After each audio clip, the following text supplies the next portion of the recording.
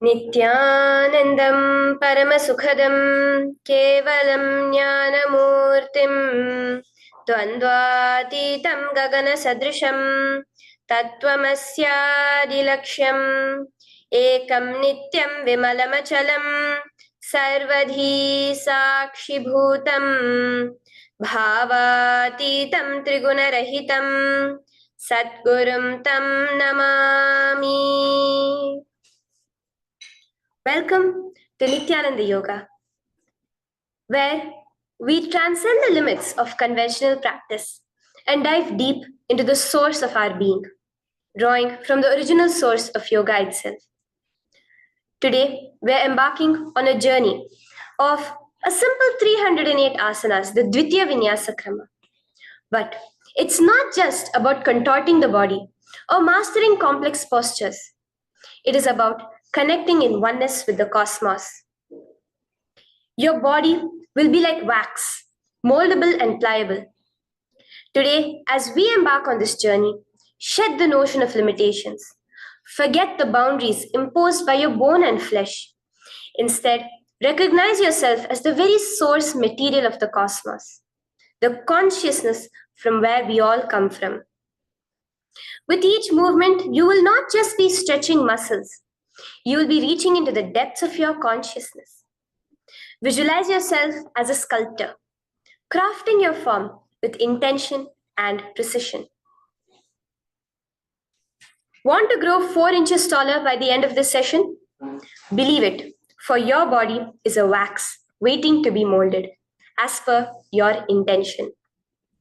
There is only one enemy towards this that we have built within each one of us, that is the parasites of negativity.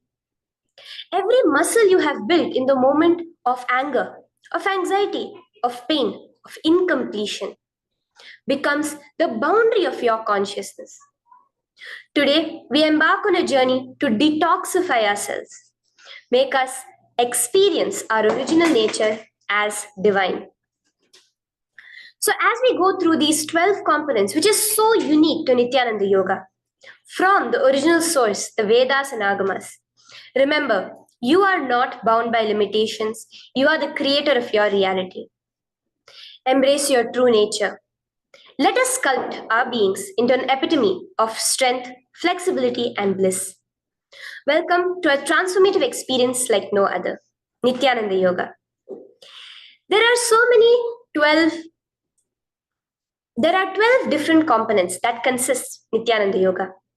One is the asanas, which we traditionally know of. The various body postures revealed by Paramashiva to align the physical geometry of our body, the physical geography of our body, to the cosmic geometry, the cosmic geography. As Paramashiva says, sthiram sukham asanam, that body posture which is steady, comfortable, because it's in its original nature of Paramashivatva.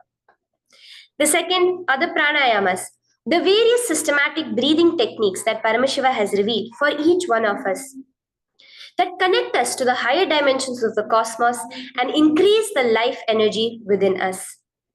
The fourth are the bandhas, the different internal locks of the body. The third are the mudras, the various hand gestures and body movements to seal that life energy within ourselves. The very word mudra means seals. You will be able to seal the space of oneness within you with Paramashiva. The fourth are the bandhas, the various internal locks of the body to awaken the Kundalini Shakti, our latent potential energy, and make us conducive for the ultimate experience. The fifth are the karanas, the beautiful dance movements of the body, revealed by Paramashiva to put you in the space of ultimate bliss, and which engage all the different parts of your body. The next are the visualizations. As Swamiji says, the intention with which you move your body manifests as your reality. As you hold the visualization within you of the various gods and goddesses of Kailasa, of the various beings of this universe, you manifest the powers of those beings within you. The next are the japas, the various powerful energy vibrations of the cosmos that you will be subtly repeating in your throat center that will cause your very DNA to be bound to the cosmos, to your consciousness with the highest frequency possible. The next are the pramanas, the chanting of the sacred mantras, the original source scripture of Hinduism that reveal the science of Nityananda Yoga, because as Swamiji says, yoga has a source and it is Hinduism. These original verses will manifest the vision Paramashiva had when he created yoga in each and every one of us. There are weights, which is an optional component, helps us to enhance our experience of Nityananda Yoga as revealed from the source scriptures of Hinduism. The next are the mandalas, the cosmic geometrical representation. The Shri Chakra, the Shri Yantra, which is the direct geometrical representation of the cosmos. When you keep that in front of you and gaze at it throughout your Nityananda Yoga, your body will fluidly just align itself to the cosmos. We have the Abharana, the Rudraksha, which we keep on our body, which acts as an energy battery, sucking in, storing the energy that we produce during this Nityananda Yoga and releasing it to us throughout the day to fuel our entire day with consciousness. The last but not the least are the Aushadas, the various sacred herbs that you can apply to, which can be infused with the thought current of Paramashvatva to manifest it within you. With this understanding, let us get right into the practice of Nityananda Yoga, which starts with invoking the presence of Paramashiva himself, the very being of Paramashiva, to witness our Nityananda Yoga today, with the chanting of the Shiva Moola Mantra.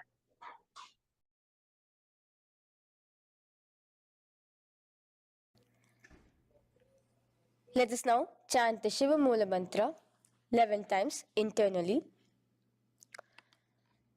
Om Ham Hom Shivaya Namaha. Om Ham Hom Shivaya Namaha. Om Ham Hom Shivaya Namaha. Om Ham Hom Shivaya Namaha. Om Ham Hom Shivaya Namaha. Om Ham Hom Shivaya Namaha. Om Ham Hom Shivaya Namaha. Om Ham Hom Shivaya Namaha. Om Ham Hom Shivaya Namaha. Om Ham Hom Shivaya Namaha. Om Ham Hom Shivaya Namaha. The next step of this ritual of yoga, as Swamiji reveals, yoga is a ritual, a methodology to connect yourself with the divine. As every ritual in Hinduism goes, we cleanse the three elements of our body, of the world, and of the ultimate with the Tattvachamanam.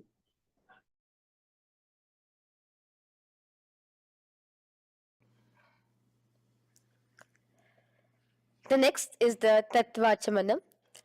So now I request all the participants to have the Panchapatram and the Uddharani, the traditional cup and the spoon filled with some fresh water.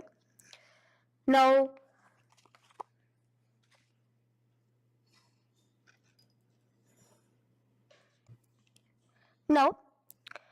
keeping your right hand in the shape of a cow's ear, the Gokarna Mudra, pour an Uddharani of water from the Panchapatram and chanting each of the following mantras internally, drink the water that flows through the base of the palm.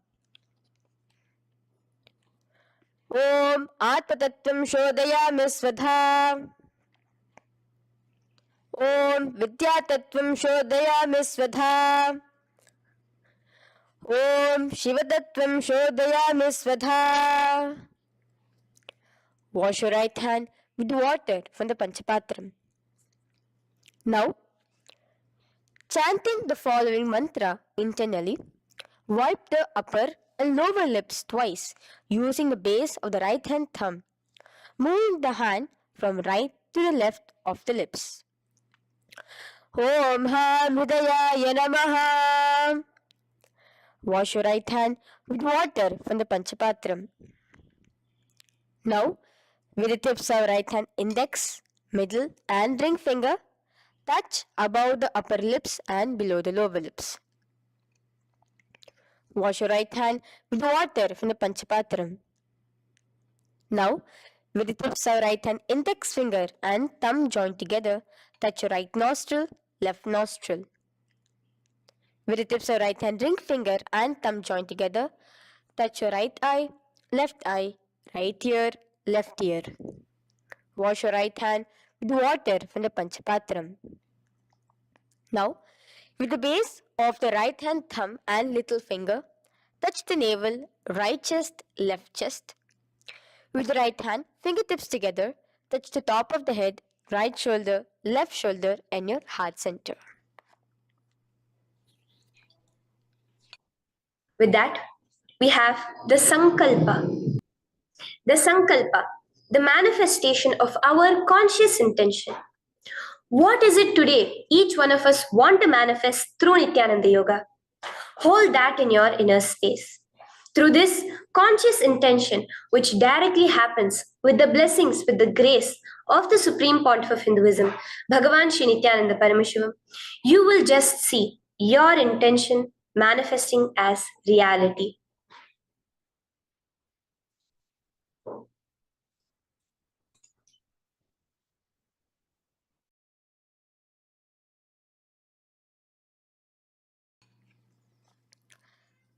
The next is the Sankalpa, the conscious resolution. So now I request all participants now to, with your right hand, cover your left palm, which is the Sankalpa Mudra, and keep both the hands on the right thigh. Continue to keep this mudra till the end of the Sankalpa. Om Mamopata Samasta Duritakshayaddvara Bhagavat Shri Nityananda Paramashiva Prityartham Shri Nityanandeshwari Paramashiva Shakti Sameta Shri Nityanandeshwara Paramashiva Prityartham Cha शुभे शोभने मुहूर्ते अद्य ब्रह्मणः द्वितीय पराध्ये श्री श्वेतवराह कल्पे वैवस्वतमन्वन्तरे अष्टाविंशतितमे नित्ययुगे प्रथमे पादे जम्बूद्वीपे भारतवर्षे भरतखण्डे मेरोः दक्षिणे पार्श्वे शखाब्दे अस्मिन् वर्तमाने व्यवहारिके प्रभवादीनां षष्ट्याः संवत्सराणां मध्ये शुभनाम संवत्सरे शुभायने शुभऋतौ शुभमासे शुभपक्षे शुभतिथौ शुभवासरयुक्तायां शुभनक्षत्र शुभयोग शुभकरण एवं गुणविशेषण विशिष्टायाम् अस्यां शुभदितौ श्री कैलासोन्नत द्वादशान्त श्यामला पीठारूढ श्री मीनाक्षी सुंदरेश्वरा भिन्न स्वरूप परशिवपुत्र रत्नकुमार गुरुमन्यतुल्यावतार श्री पार्वती स्तन्यपान लब्ध दिव्य ज्ञान विश्रुत सकल निगमागम सारभूत द्राविड वेद प्रवक्त्रे श्रीमत् परम शिव करुणा समधिगत मुक्तामय चतुरश्रयान गीयमान छत्र चामर श्री चिन्ह काहलादि समस्त बिरदावल्यलंकृत ज्ञान विज्ञान चक्रवर्ती सर्वजन संग सद्यो निर्वाण दीक्षा व्याप वर्ग वर्ष विश्रान जीमूत परमत कलभ केसरी शैव सिद्धांत स्थापनाचार्य श्री राजाधिराज पांड्य महाराज गुरु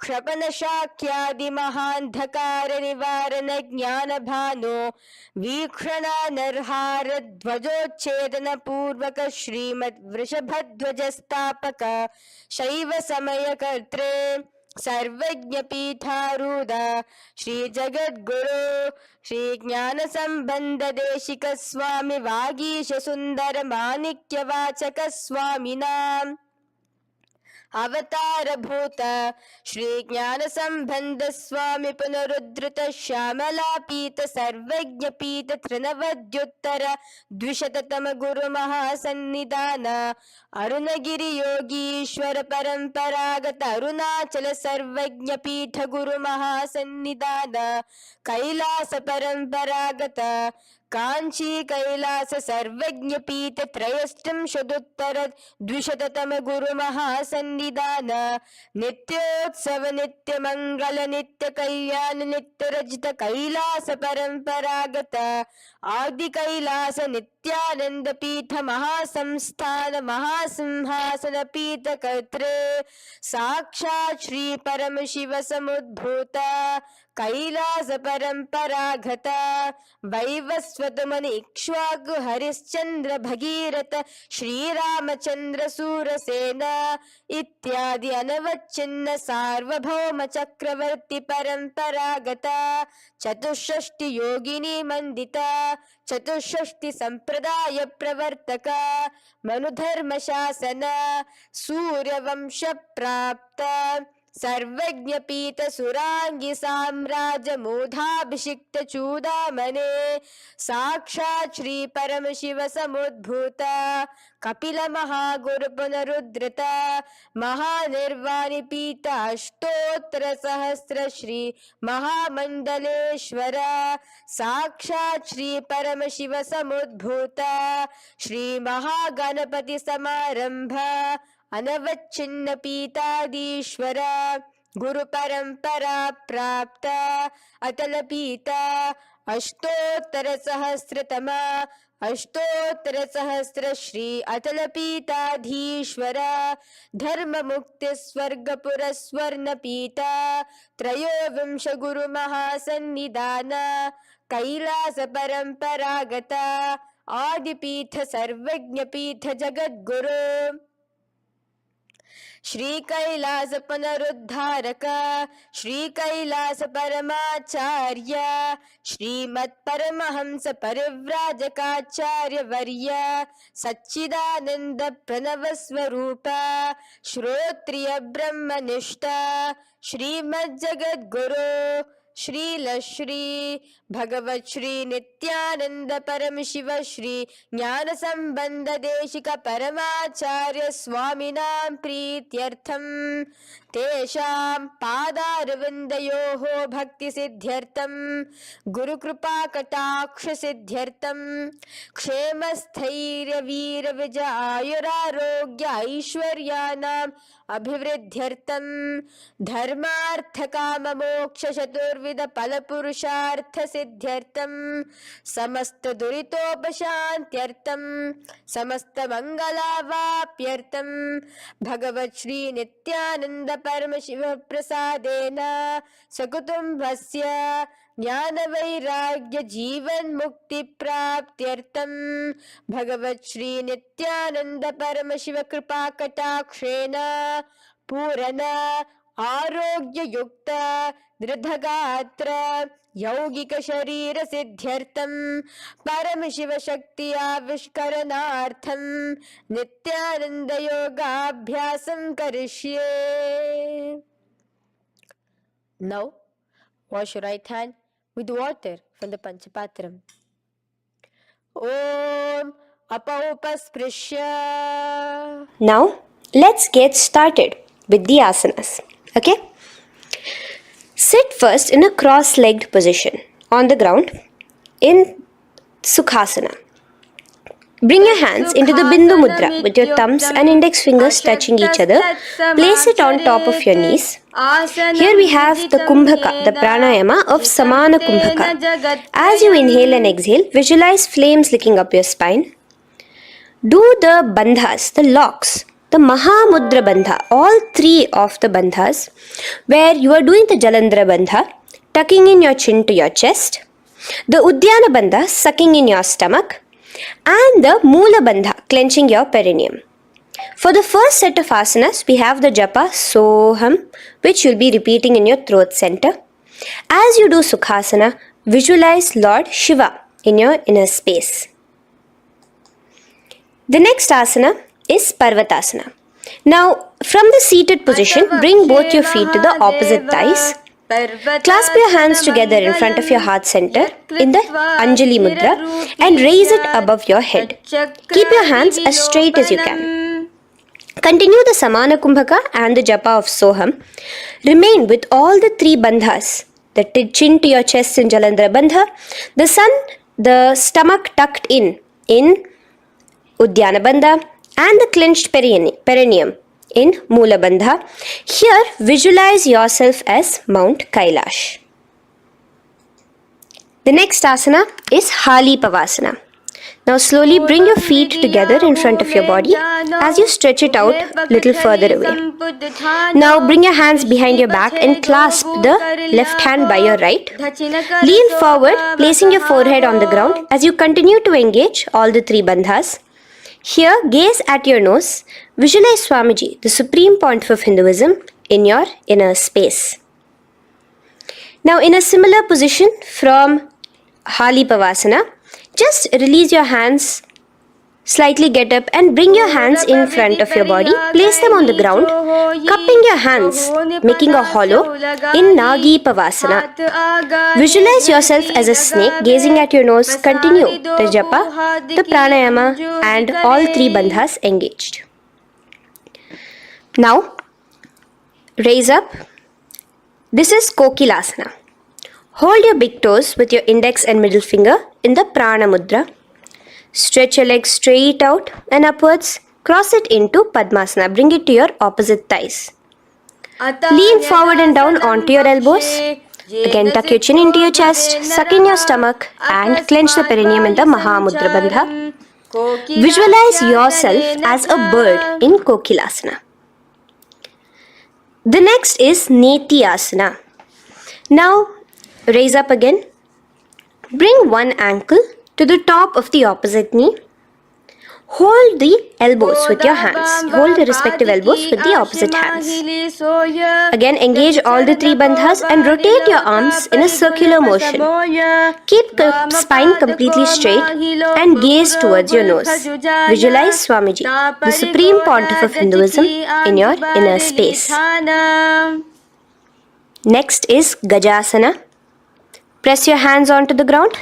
You can bring your feet a little back as you raise yourself up, your hips up high. Lower your head and then chest, scooping your body forward again and again. Here, engage the Udyana Bandha, where you suck in your stomach along with the Moola Bandha, clenching the perineum. Visualize yourself as an elephant. Gajasana. Now stop the movement slowly. In another dynamic asana, which is Rikshasana, you will start alternatively pressing the heel of one foot onto the ground while lifting the other heel up. Repeat this again and again. The next is Vaishyasana. Now slowly come to a standing position. Stand tall on the tips of just your big toes. Keep your head neck straight line. And bring the middle, index and ring fingers to your heart in the Hridaya Mudra. Continue engaging the Udyana Bandha. Visualize Swamiji in your inner space. Here we have a very interesting movement, which is the karanas, the dance movements. So the first karana is Urdhva Janu Karana, which literally means the raised knee. So now stand in the Aramandi position, which is your heels touching together, the toes facing outwards, almost at a 45-degree angle. Bend your knees low And keep both your hands at your chest, elbows parallel to the ground.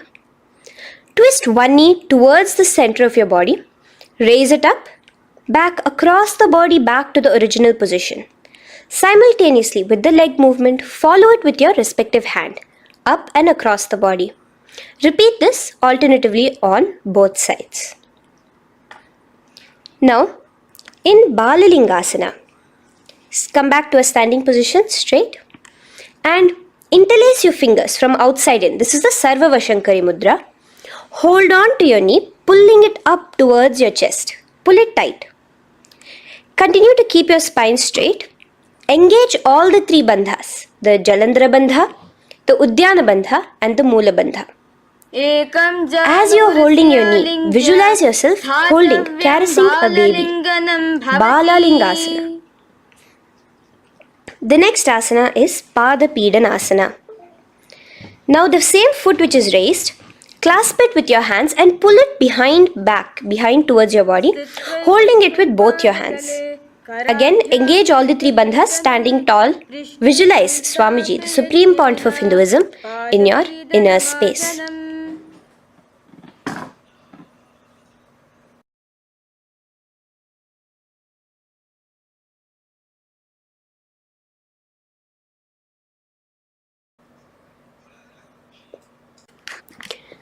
From here, let's enter into Natarajasana. Now, the same foot you're already holding behind your back, twist the same hand of that leg inwards and pull the leg back. Extend the opposite hand forward with the index and thumbs together, again in the Bindu Mudra. Now, pull the foot back and up while leaning forward in Natarajasana. Hold your balance here. Here you will be engaging only the Moola Bandha, visualizing yourself as Lord Nataraja, the Lord of Dance.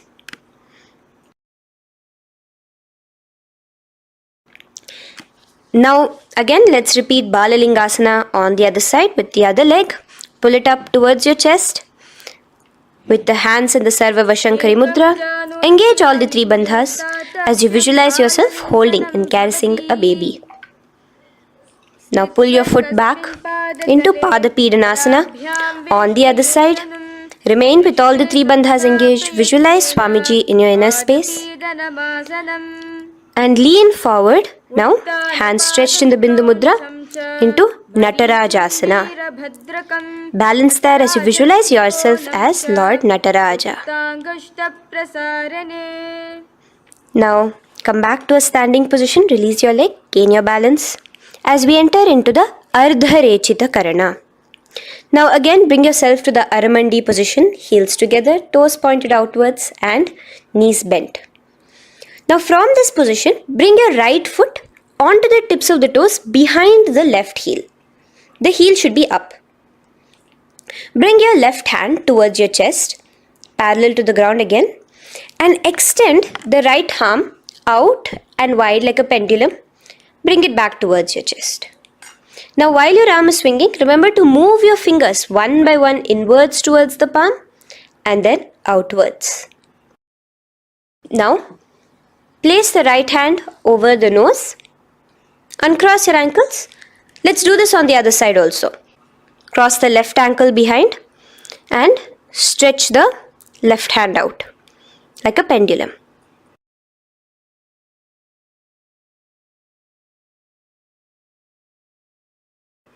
Bring it to your nose, uncross the ankles. Now let us enter into the skeleton dance. It's a very powerful meditation. It cleanses the muscle memory. Any patterns which are there within your muscle memory can be completely wiped out through this skeleton dance. Just 2 simple steps. Now stand straight, visualize yourself as a skeleton. You can close your eyes. Just visualize yourself as pure bones. There are no muscles, no veins, no nerves, tissues, organs, nothing. Just bones, a skeleton form. And shake your body intensely. As a skeleton, you are moving yourself wildly, intensely. Just shake it all out. Move your hands, move your legs, your head. Let there be no bone in your body untouched. Just move it. Move wildly. Shake, shake. Literally feel yourself throwing all the patterns out of your system with the intensity of your shaking.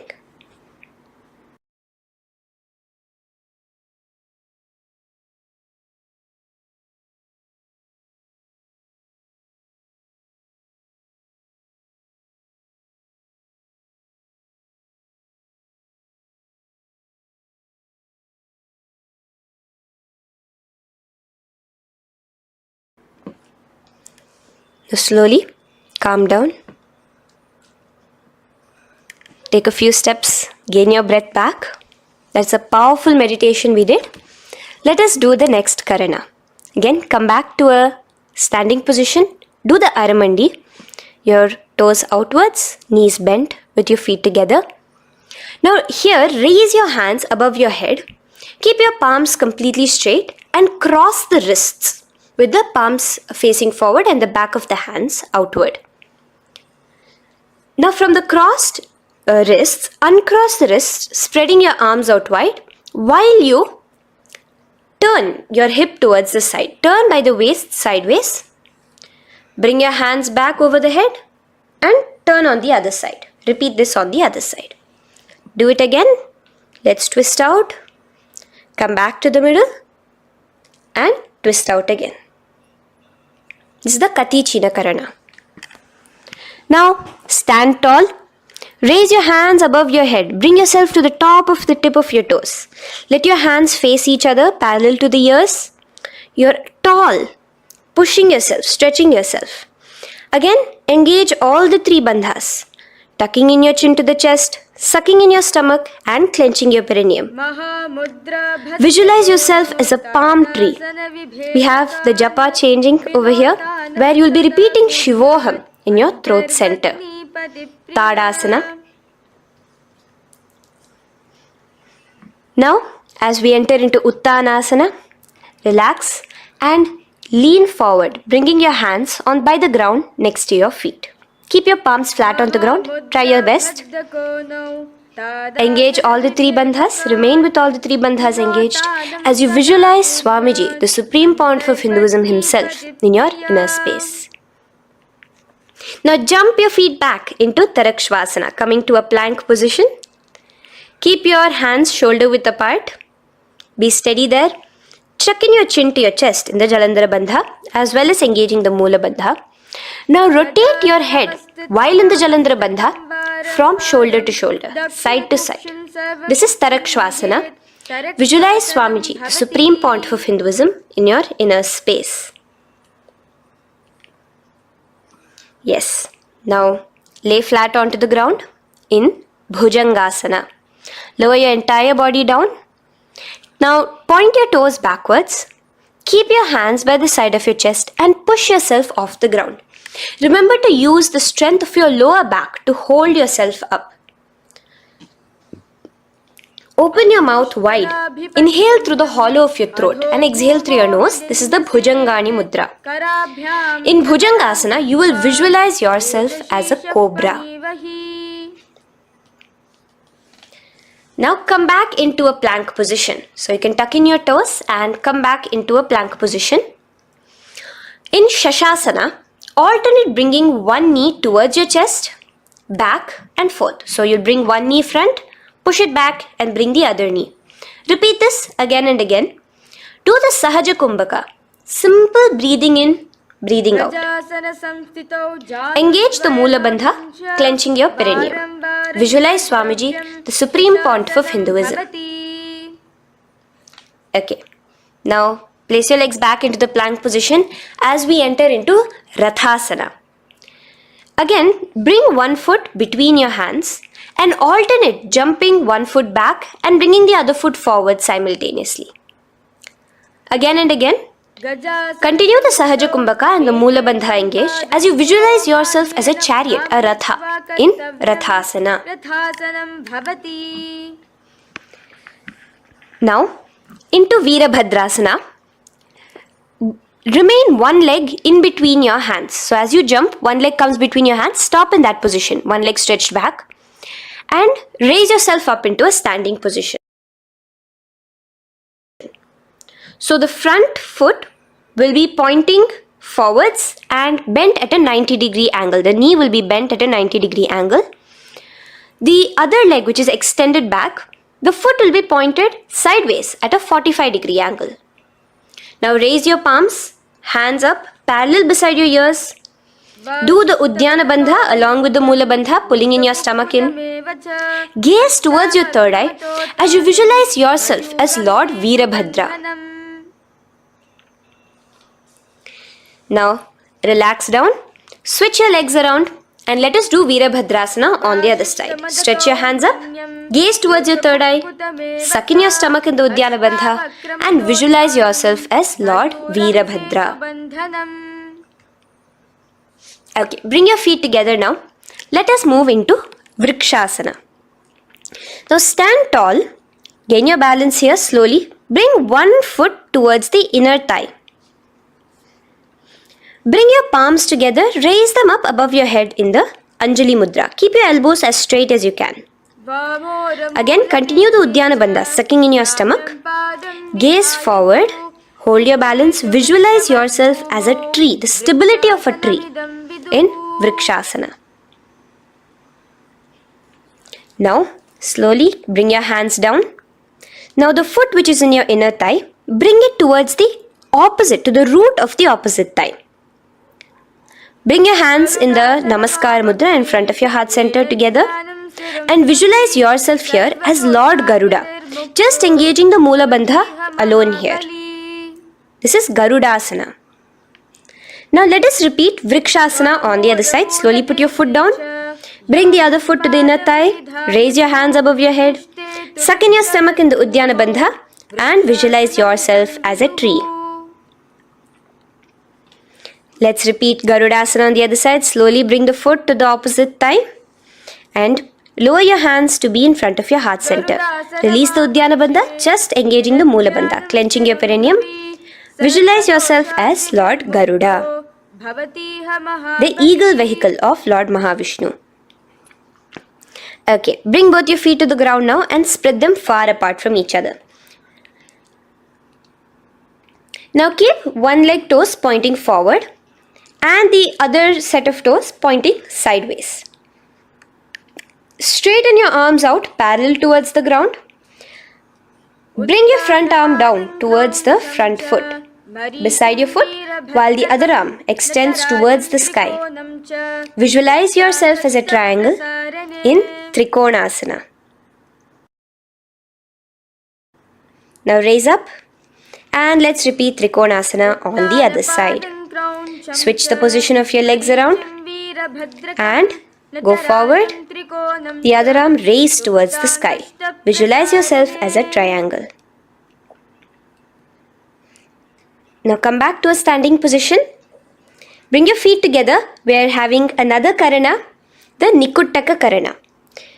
Bring yourself to the Aramandi position. Feet together, knees out wide. Here now bring your hands towards your chest, but keep both your palms parallel towards each other. Bring your right foot onto the toes with the heels up. And simultaneously bringing the right hand towards the top. Now drop the right foot, simultaneously lifting the left foot onto the toes and switch the hands position.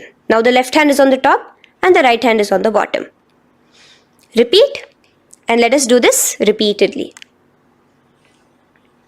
Okay, relax now, come back to a straight position and sit down onto your toes. Sit on your heels with your toes on the ground, knees raised up off the ground, together in front of you in Angushtasana.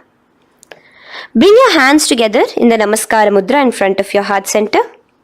We have a very interesting pranayama over here, which is the Bhramari Kumbhaka, where you will be subtly buzzing like a bee as you do this asana.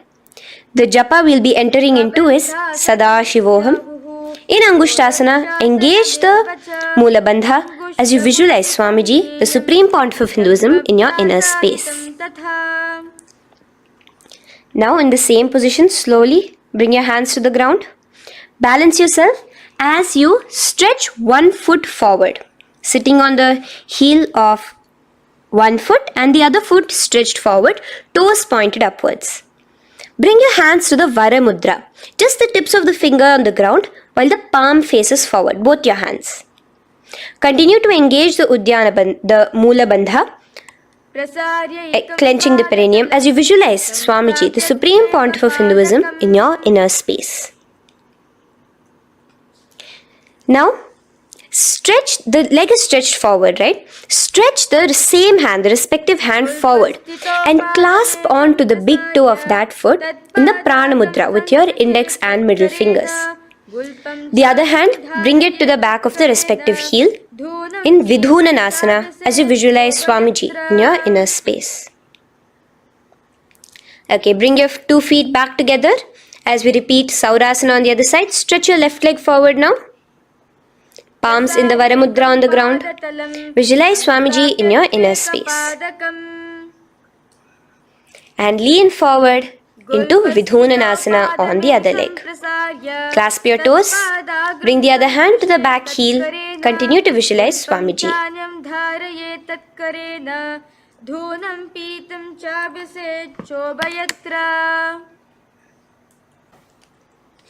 Now bring your 2 feet back together as you continue to sit on the heels, getting a nice toe workout here. Balance on your toes, bring your knees together in front of you. Now place your palms on top of the respective knees with the hands facing upwards, the palms facing upwards. Leave a slight gap between your palms and knees. As you gaze forward, engage the Jalandhara Bandha, tucking in your chin to your chest and look between the gap between your hands. Brahma Jurankushasana. The next is Kapilasana. Now spread your knees wide and place them onto the ground. Keep your hands on the respective knees. Pull your stomach in and up in the Uddiyana Bandha. Gaze towards your nose as you visualize yourself as Maha Kapila Muni, the first man that ever started thinking. In the same position, just release that Uddiyana Bandha. Release the lock of the stomach, but continue to clench your perineum in Mula Bandha as you switch your gaze to your third eye. So from your nose, switch your gaze to the third eye. Visualize Swamiji, the Supreme Pontiff of Hinduism, in your inner space. Bhadra Gorakshasana. Next is Suryasana. Now, your toes are tucked. Just lift your knees off the ground, wide apart. Bring your hands together in the Padma Mudra with the little fingers and thumbs joined together. Engage the Uddiyana Bandha, suck in your stomach and raise your hands up tall above your head. Slightly lean back as you look towards the gap between your hands. Visualize Lord Surya in your inner space. Now relax, slowly bring your hands to the ground. Sit on top of your heels, the toes flat. Here, keep your hands on top of your knees and lift your tongue up against the roof of your mouth in the Manduki Mudra. Do the Sahaja Kumbhaka, simple breathing in and out. Engage the Mula Bandha, clenching your perineum. With the Japa Sadashivoham, repeating in your inner space, here you will visualize yourself as a frog in Mandukasana. Your tongue pressed against the upper palate. Is your frog-like tongue catching the nectar of immortality dripping from your Sahasrara Chakra? Gaze towards your third eye in Mandukasana. Now from here itself, moving into Uttana Mandukasana.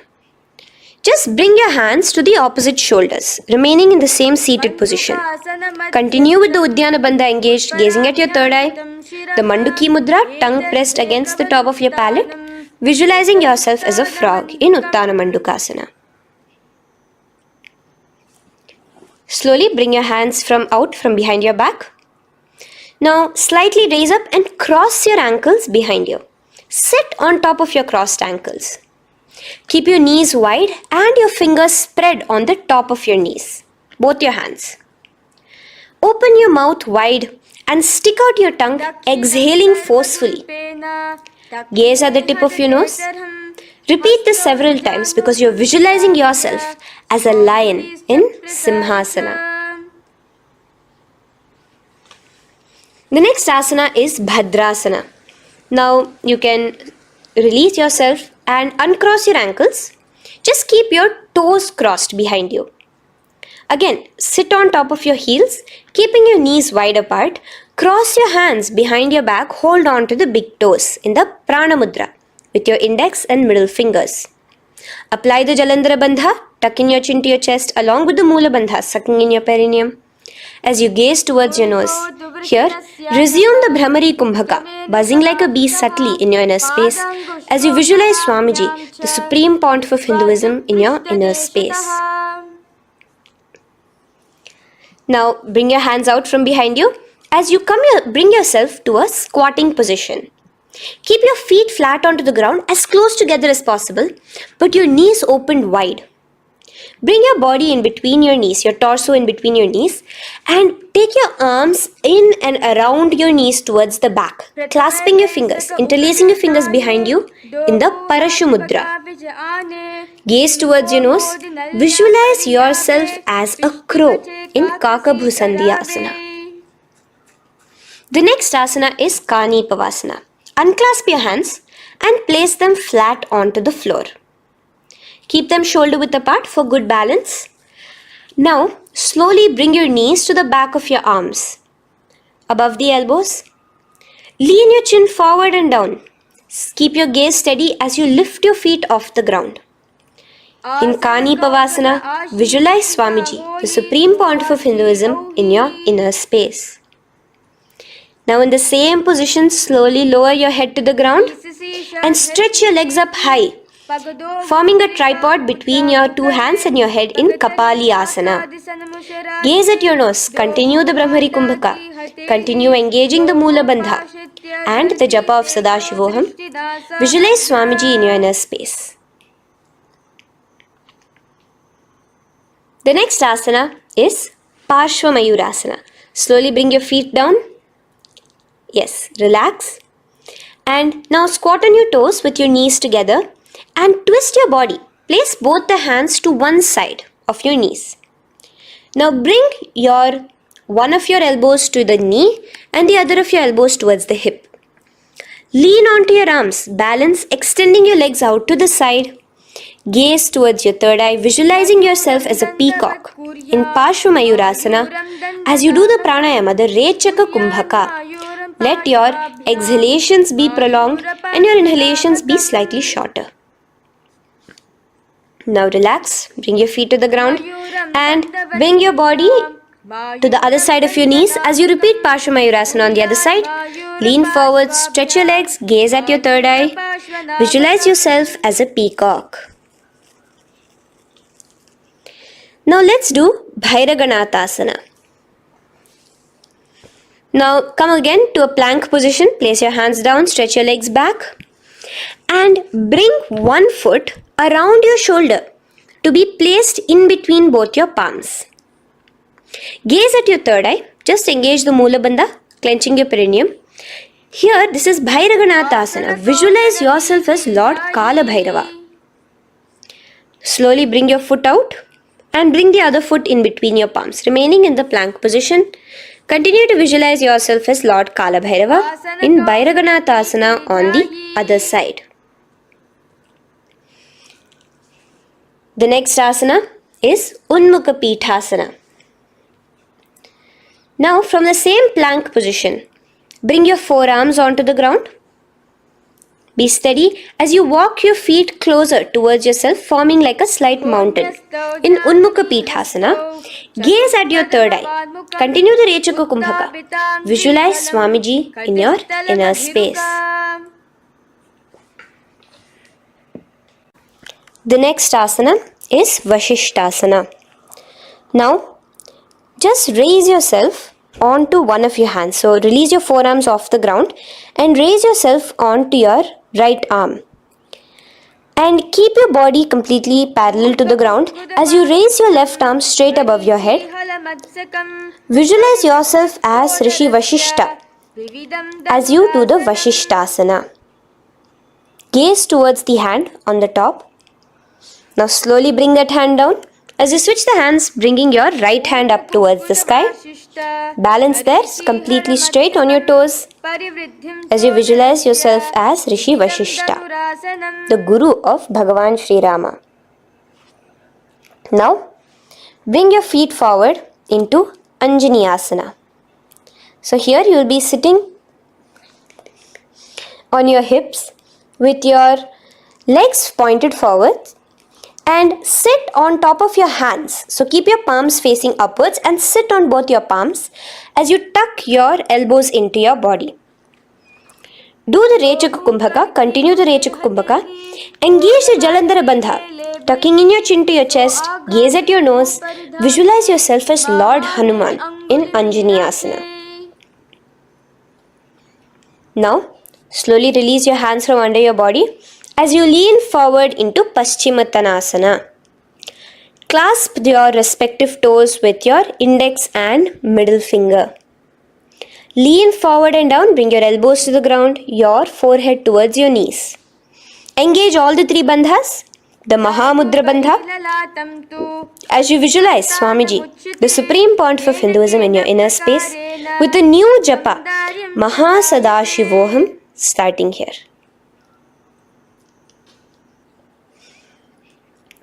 The next is Ugrasana. Now, you can raise up and clasp your hands behind your neck in the Parashamudra. Interlace both your fingers. Lean forward and down, bringing your forehead to your knees and your elbows onto the ground. Again, engage all the three bandhas in the Mahamudra Bandha as you visualize Devi Kali in your inner space in Ugrasana. The next is Marichi asana. So raise up and keep one leg pointed forward while you bring the other leg towards the groin, the knee pointed upwards. Place the foot flat on the ground. Now lean forward, bring both your hands, wrap your arms around the raised knee, clasping your hands behind the back together. Bring your chest to the thigh with your head towards the knee. Here engage just the Mula Bandha, sucking in your perineum, as you visualize yourself as Rishi Marichi in Marichi asana. The next asana is Mahamudrasana. Now slowly raise up and the raised knee, let it rest by your side with your leg towards the inner thigh of the opposite leg. Now again reach down, hold your foot, bring your elbows to the ground, your forehead to your knees. Engage all the three bandhas in the Mahamudra Bandha. Gaze at your nose, visualize Swamiji himself in your inner space. Raise up. Let's repeat Marichi asana on the other side. Bring the other foot straight while the other foot comes into the groin. Knee up. Lean forward, clasping your hands behind your back. Visualize yourself as Sage Marichi. Now from here, raise up, engage all the three bandhas as you let your knee fall to the side. Lean forward, clasping the foot. Gaze at your nose. Visualize Swamiji in your inner space in Mahamudrasana on the other side. Now, bring yourself to a seated position. Sit and bring the soles of your feet together. Bend your knees and keep your heels as close towards you as possible. While the knee, try to touch your knees to the ground. Clasp your feet together with both your hands. Maintain a straight spine. Gaze towards your nose in Bhadrasana 2. Visualize Swamiji, the Supreme Pontiff of Hinduism, in your inner space. The next asana is Gwali Pavasana. Now, keeping your feet together, just bring your hands towards the respective knees. Just lightly place them there. Tuck your chin to your chest in the Jalandhara Bandha, continuing to engage the Mula Bandha, clenching your perineum. As you gaze at your nose, visualize Swamiji, the Supreme Pontiff of Hinduism, in your inner space. Now, push your soles slightly further away from you. The joined feet, push it further away from your body. And lean forward, keeping both your hands, the fingers inside of the feet. Hold the soles of your feet. Lean forward and down. Bring your forehead to the ground. Gaze at your nose. Visualize the Yoni Mandala in your inner space. In Joni Asana.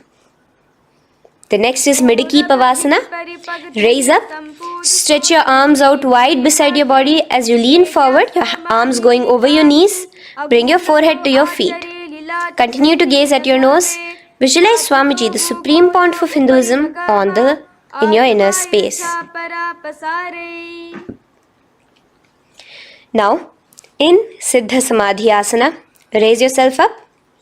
Now, put your hands, your forearms, underneath the calves of the respective legs. Let your palms face up towards the sky as you bring your head down to your feet. Gaze at your nose as you visualize Lord Surya in your inner space in Siddha Samadhi Asana.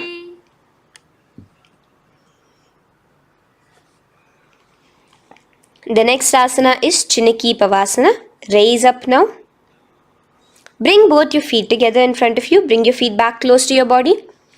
Now place your hands underneath both the feet and pull your feet open like a book facing towards the sky. Both your feet. Press your elbows onto your thighs near the knees and gaze towards your nose, visualizing Swamiji in your inner space in Chiniki Pavasana. Giving yourself a nice stretch.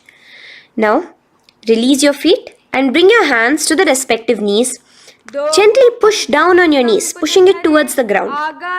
Suck in your stomach in the Uddiyana Bandha. Gaze at your third eye, visualizing Swamiji in your inner space. This is Charapata Chokasana. The next asana is Bhairavasana. Now continuing to remain with your feet together, you can use the help of your hands to bring your toes onto the ground with your heels pointed upwards. Just push yourself and try to do it. Continue to remain with the Uddiyana Bandha engaged, your stomach sucked in. Bring your hands to the Bindu Mudra with the index and thumbs together on top of the knees. Gaze at your third eye. Visualize yourself as Lord Kala Bhairava in Bhairavasana. The next asana is Samanasana. So slowly you can bring your feet out from underneath. Take now one foot towards your chest, holding with both your hands as the other foot rests by the perineum. Pull the sole onto your chest. Gaze at your third eye. Visualize yourself holding the breath in the Mooladhara Chakra, the Chaturdala, the 4-petal lotus of your body. Gaze at your third eye. Visualize Swamiji, the Supreme Pontiff of Hinduism, in your inner space in Samanasana. From here, let's move into Apanasana. Now, the foot that you have towards your chest, just bring it over your shoulder and place both your palms onto the ground beside you. As you lift the leg by your perineum, stretch it out and lift it up high into the sky in Apanasana. Gaze at your third eye, visualizing Swamiji in your inner space. Let's repeat Samanasana on the other side. Bring your foot down. Clasp the other foot towards your chest. Gaze at your third eye, visualizing Swamiji in your inner space. And bring the foot onto your shoulder as we repeat Apanasana on the other side. Stretch your leg out straight in front of you, up high towards the sky, gazing at the third eye, visualizing Swamiji in your inner space. Okay, relax slowly. Let's move into Gomukhasana. Now, sitting in a seated position, cross one leg over the other, like over, and align the knees together at the center of your body and the feet by the opposite hips. Place both your hands on top of the stacked knees. Gaze at your nose.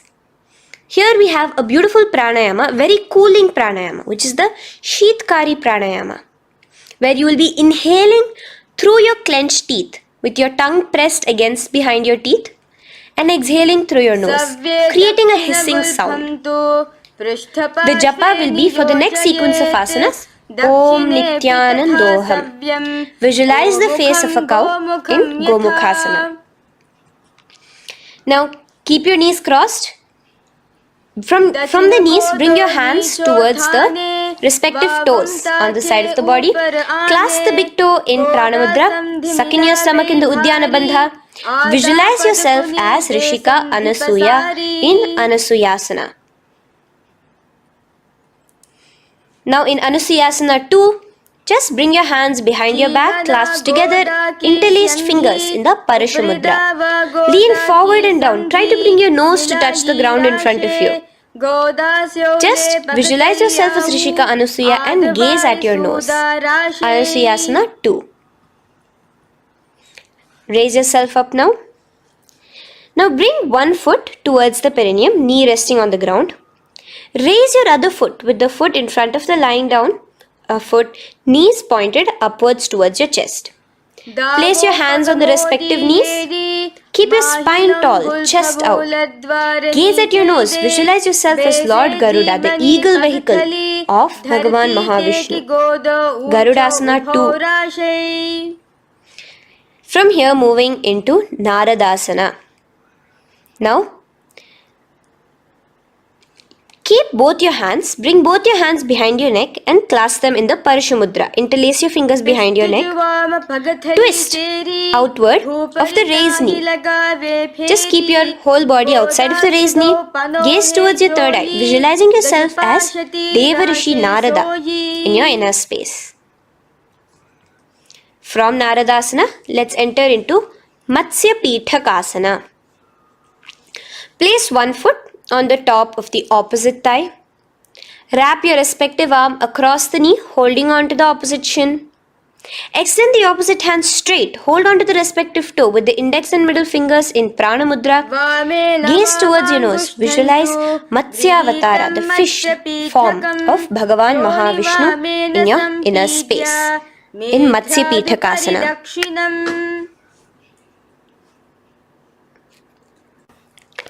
From there, let's repeat the Gomukhasana and the rest of the asanas on the other side too. So slowly you can cross your knees over to the other side in Gomukhasana. Keep your hands on the top of your knees. Gaze at your nose as you visualize the face of a cow in Gomukhasana. Continuing into Anasuyasana on the other side, bring your hands to your toes. Suck in your stomach in the Udyana Bandha. Gaze at your nose, visualize yourself as Rishika Anasuya. And lean forward, bringing your hands behind your back in Anasuyasana 2. Interlace your fingers in the Parashamudra. Continue to gaze at your nose, visualizing yourself as Rishika Anasuya.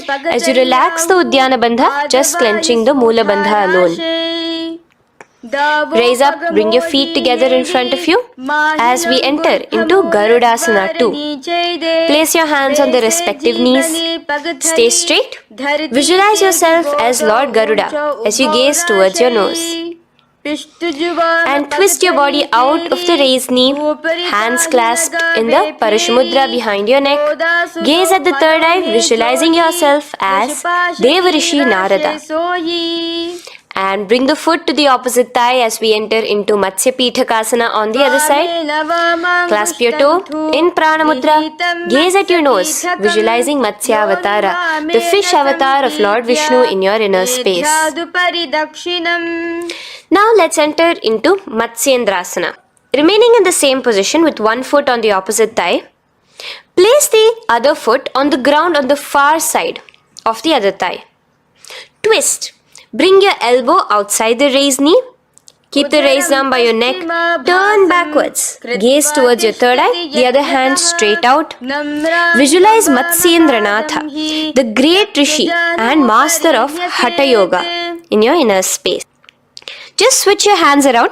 Straighten the hand that was originally bent and bend the other hand towards your neck. As we enter into Kubhasana, visualize yourself as a camel. Continue to gaze at your third eye. Now, straighten out both your hands straight out in the same position. Continue to gaze at your third eye, visualizing Matsyendranatha, the master of Hatha Yoga in your inner space.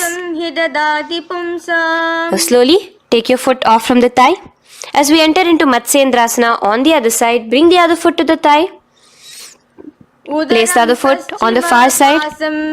Twist, bringing your elbows outside of the raised knee, hands on the head. The other hand stretched out back. Twist, gazing at your third eye. Visualize Matsyendranatha in your inner space. Switch the hands around as we enter into Kubhasana on the other side. Remember to visualize yourself as a camel. Now stretch both your hands out in Matsyendrasana 2 on the other side. Visualize Matsyendranatha in your inner space. Now, with one leg on the thigh, bring the other foot too to the opposite thigh in Padmasana. Place your palms on the respective knees. Engage all the three bandhas in the Mahamudra Bandha, tucking your chin to your chest, sucking in your stomach and clenching your perineum. We have a new pranayama here, which is the Shitali Kumbhaka, where you will continue to inhale through the teeth without creating the hissing sound, and exhale through your nose. A new japa of Om Nityananda Mahasadashivoham starts here. Gaze at your nose in Padmasana, visualizing yourself as Bhagavan Paramashiva. Now, keeping your legs in the same position, just cross your hands over each other, clasping onto the toes with your index and middle fingers in the Prana Mudra. Gaze at your nose, visualize yourself as Devi Parvati, the consort of Lord Paramashiva in Padmasana 2. Now, uncross your hands. Take your hands and insert it into the gap between your thighs and your calves. Put both your hands within and pull it out on the other side. As you balance on your hands, lifting your whole body off the ground, visualize yourself as a rooster in Kukkutasana. Now relax. Take your hands out from inside your feet as we enter into Baddha Keki Asana. Place your hand onto the ground as you raise up on your knees. Place your palms on the ground, fingers pointing towards the legs. Now keep your elbows together, pressed against your navel.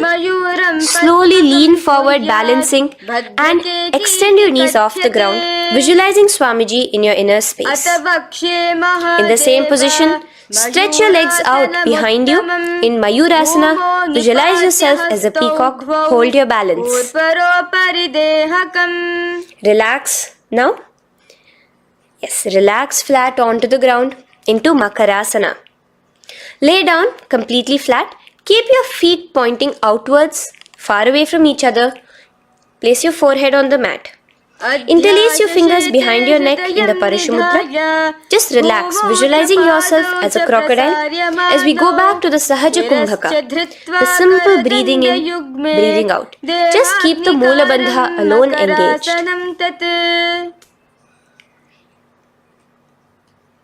The next asana is Shalabhasana. Now lay on your stomach and place your hands on the ground beside the chest. From the laying position, raise your legs up. Use your core strength to bring your thighs off the ground. Visualizing yourself as a locust in Shalabhasana. Relax your feet down and bring your hands to your feet, pulling your feet down towards the ground beside your hips. In Ushtrasana, visualize yourself as a camel. Now slowly kick your legs back. Rise your hand is clasping your feet. Pull your feet towards the sky, lifting your chest and thighs off the ground. In Dhanurasana, gaze at your third eye. Visualize yourself as Paramashiva's bow. Relax slowly and come up to a sitting position. In Bhagasana, sit on both your knees with your head, neck and spine straight. Clench your perineum in the Moola Bandha. Place your hands on top of your knees. Gaze towards your third eye, visualizing Swamiji, the Supreme Pontiff of Hinduism, in your inner space. From here we enter into Gohyasana. We have a couple of headstand postures here, so get yourself ready. Now place your forearms on the ground with your fingers interlocked. Ensure your elbows are at shoulder width for the best balance. Place the top of your head on the ground, holding your head with your hands. Slowly walk your toes forward until your hips are in a straight line with your shoulders, and just kick your feet up slightly. Make sure not to lose your balance. Keep your knees bent together at your chest, toes pointed upwards. Gaze to your nose, visualizing Swamiji in your inner space. From here, stretch your legs out into Shirasasana, continuing to hold the balance there as you continue to gaze at your nose, visualizing Swamiji in your inner space. Bring your feet to the ground, relax slowly. The next asana is Podhyasana. So come to a seated position. Bring your hands behind your calves, stretching your legs up and your forehead to your knees. Visualize Swamiji in your inner space. Here we have a new Kumbhaka, which is the Bhastrika Kumbhaka, where you will be exhaling forcefully, making the sound of a bellows. Podhyasana. The japa for this next series is Om Nityananda Paramashivoham, the Mahavakya. Relax yourself. Continuing to remain balanced with your legs up, just bring your hands to the opposite shoulders. In Parighasana, visualize yourself as a mace as you gaze towards your third eye. Now relax. Keep your elbows and palms onto the ground as your legs are raised. Visualize yourself as a boat in Naukasana. Continuing to gaze towards your third eye, remember to continue the Bhastrika Kumbhaka. Forceful exhalation. Now, continuing to keep your balance, just bring your hands to your feet and scoop your hands underneath the heels, pull it towards the chest. Keep your spine upright, gaze towards your nose. Visualize yourself as Lord Rudra in Rudrasana, the most ferocious form of Paramashiva. Now lay on your back. So you can remove your hands from underneath your feet and lay on your back. With your feet flat on the ground, knees pointed upwards. Now place your palms down. Just let your fingers touch the back of your heel. Do not clasp your feet. Lift your hips up high, pressing the feet onto the ground. Chin tucked to the chest in the Jalandhara Bandha automatically. Gaze at your nose, visualizing Swamiji in Unmukha Pithasana 2. Now lay onto the ground in Shavasana. Just lay completely flat with your palms facing upwards by the side of your body. Just unclutch from any movement happening within you. Visualize your body is dead. The Supreme Pontiff of Hinduism, Swamiji, is just liberating you. Just let your awareness, your energy completely pervade your body in the Shakti Chalan Mudra as you continue to vibrate with the Mahavakya.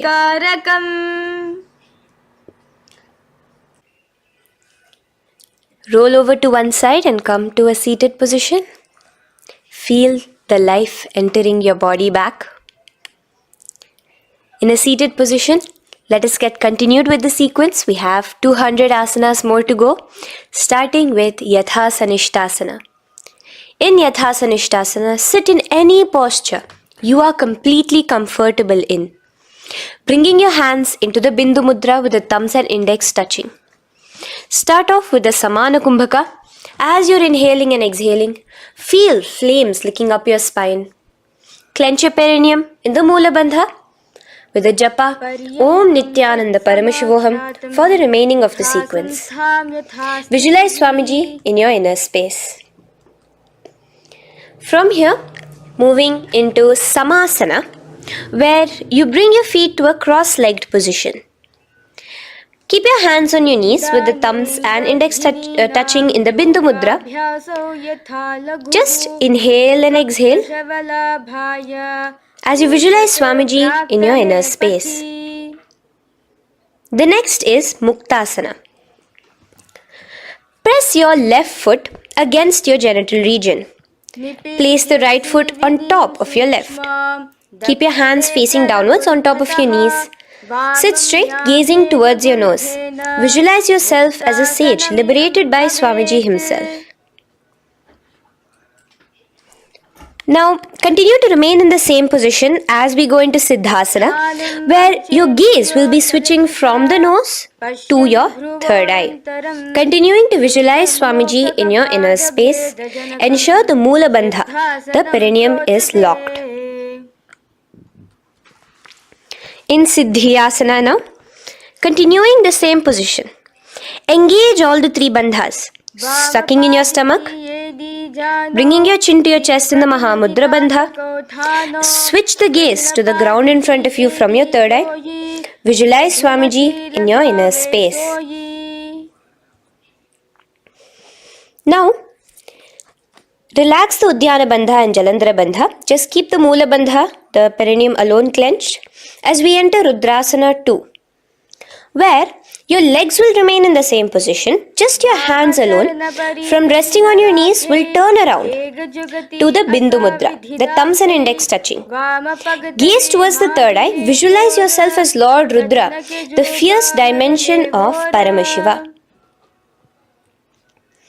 The next is Santadhunasana. Keep your hands in the Bindu Mudra, your legs crossed in the same position. As you switch your gaze from your third eye to your nose, visualizing Swamiji, his tranquility, unshakable nature. Now, relax the Bindu Mudra, keep your legs in the same position, and bring your hands to your navel, cupping one palm over the other in the Samputa Mudra. It looks sort of like a lotus bud. Continue to visualize Swamiji in your inner space in Siddhasana 2. The next asana is Bandha Yoni Asana.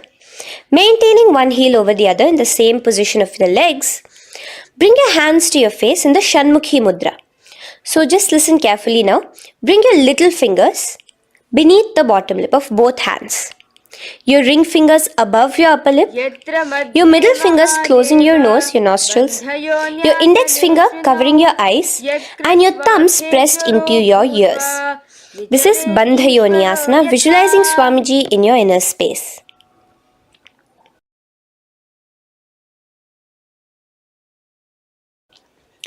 The next asana is Virasana.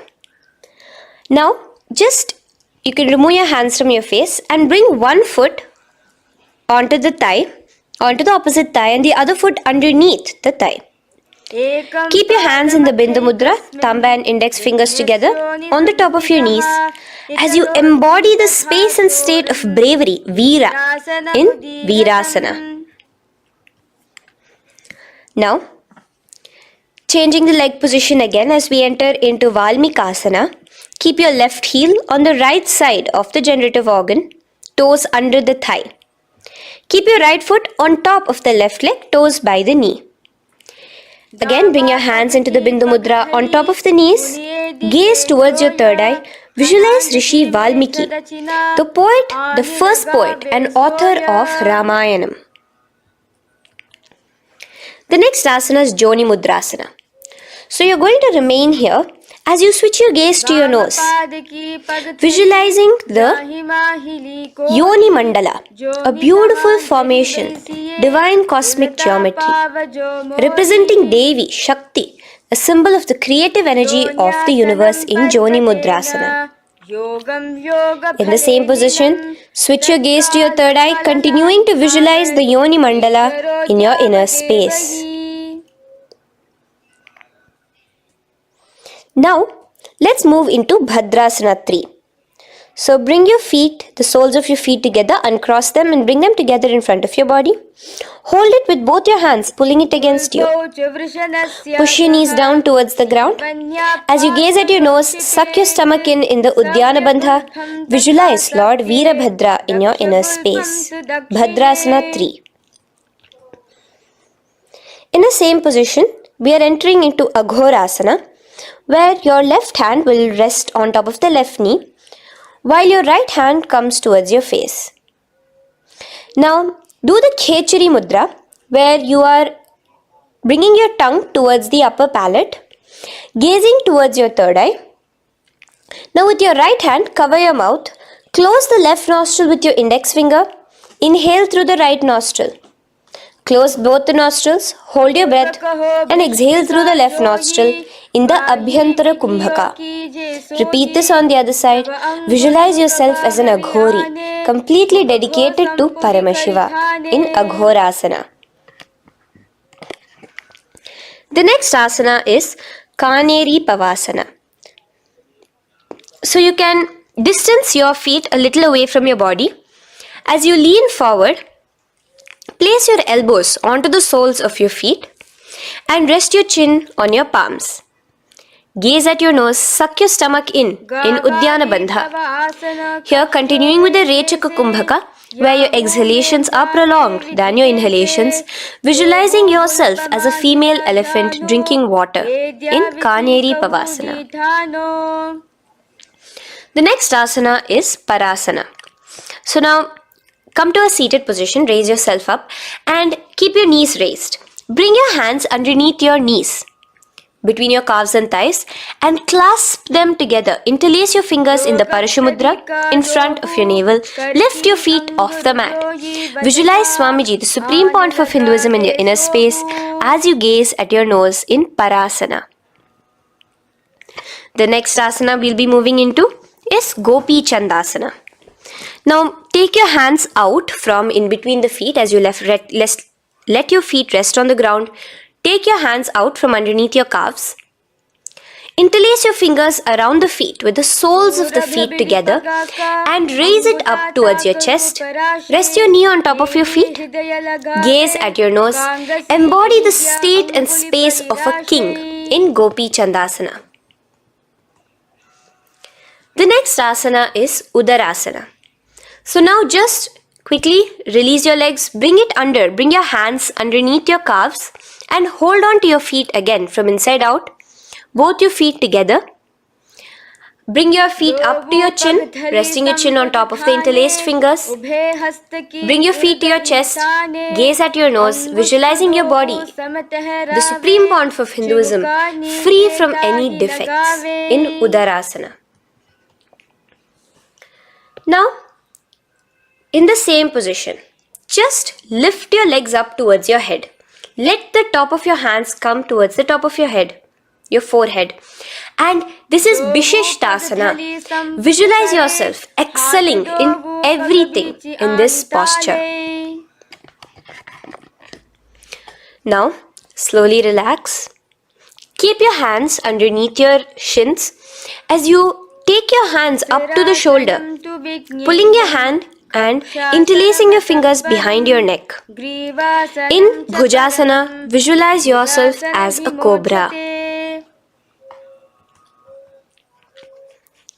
The next asana is Kalyanasana.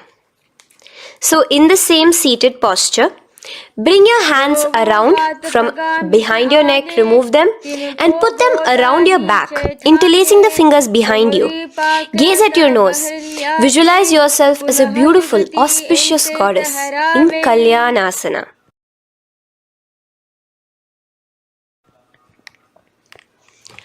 The next posture is Sankatasana.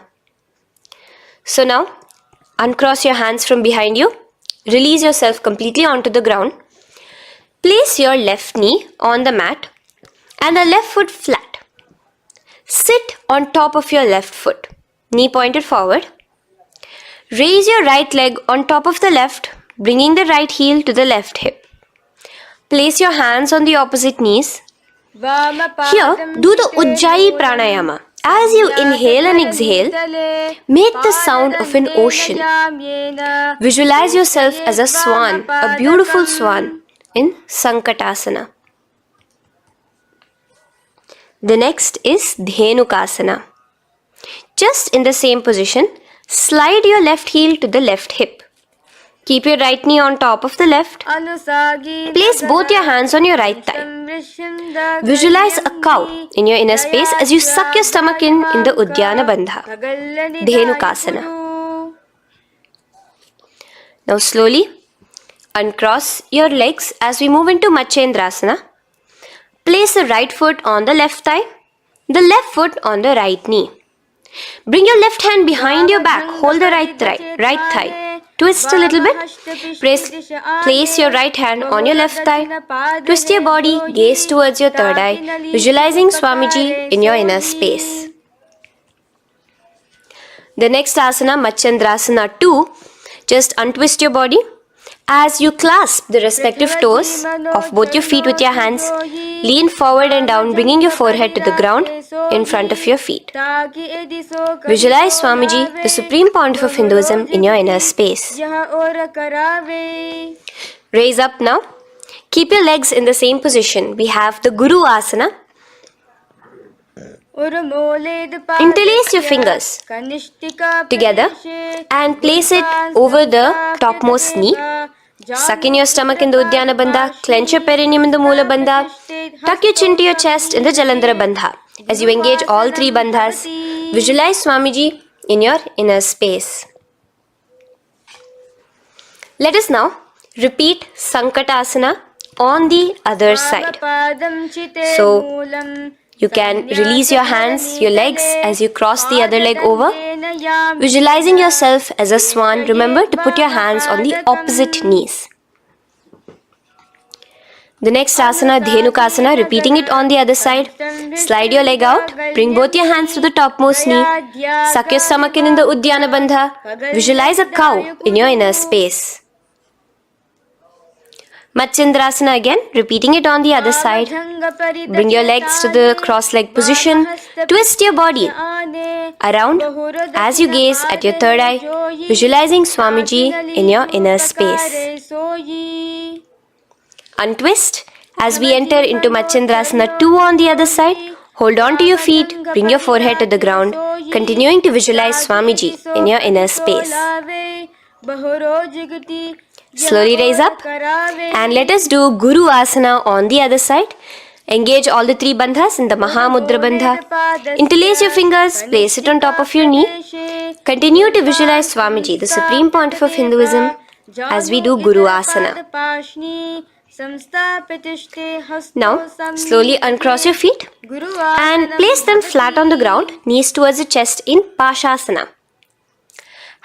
Keep your hands holding the opposite knees, thighs together, and keep your spine completely erect. Continue the Khechari Mudra, where your tongue is pressed against the roof of your mouth.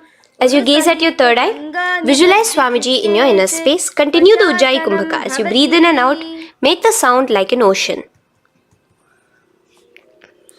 Now in the same position, just bring your chin towards your knees in Bodha Shokasana.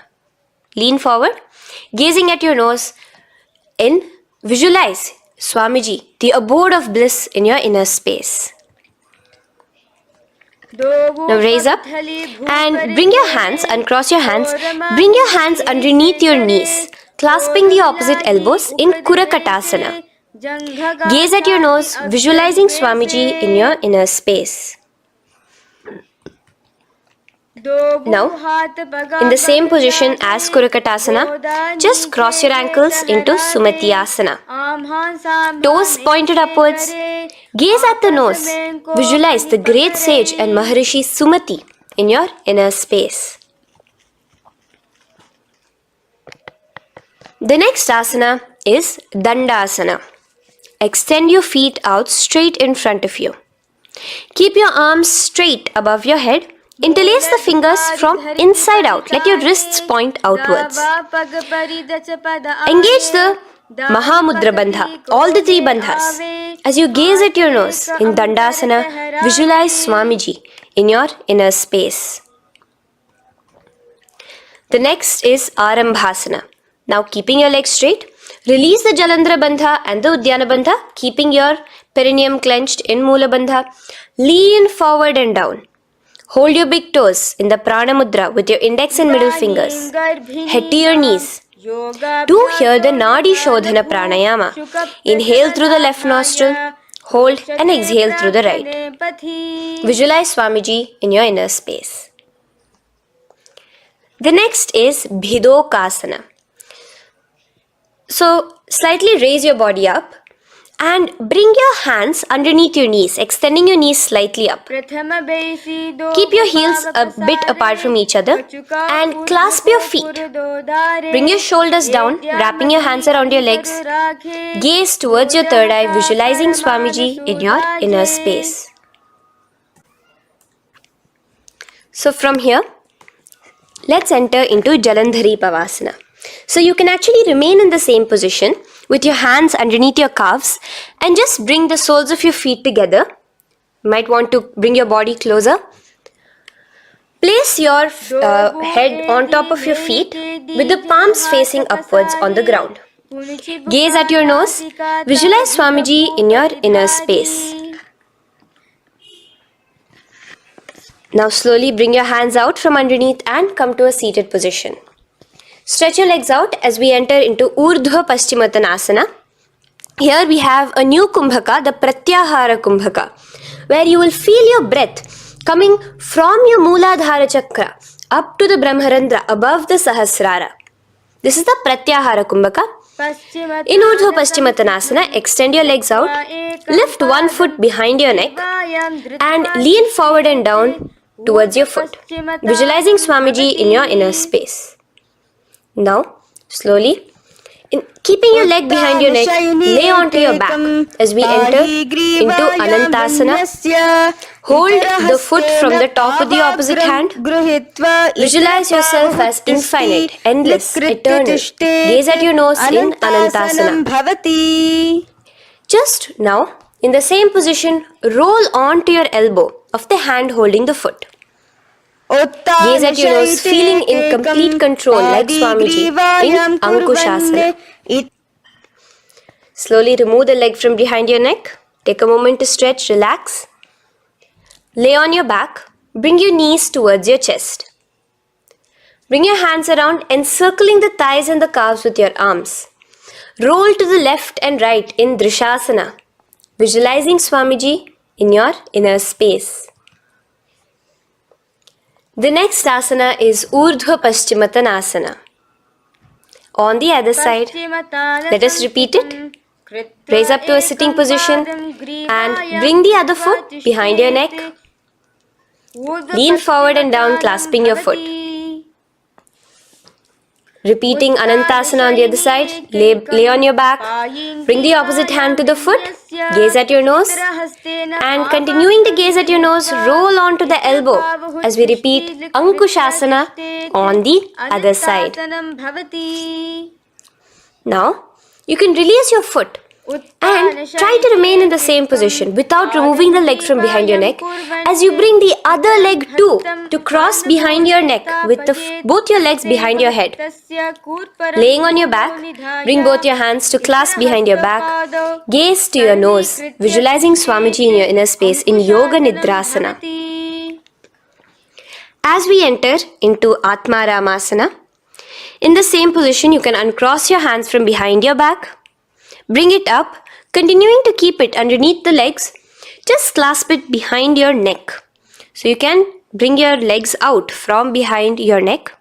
Just let your hands interlace behind your neck, gazing to your nose, visualizing the Atma Rama, Bhagavan Mahavishnu within you as your soul blessing you, as you gaze at your nose in Atma Ramasana. Now, you can release your hands and legs. Continue to lay on your back as we enter into Kochikasana. Bring your knees to your chest with the soles facing upwards. Extend your arms sideways as you gaze towards your third eye, visualizing Swamiji in your inner space. Now, from Kochikasana, keep your arms reached out to the sides at shoulder level. As we enter into Jatara Parivritti 1, keep one knee bent, twist it and bring it to the ground on the opposite side with the other leg extended straight.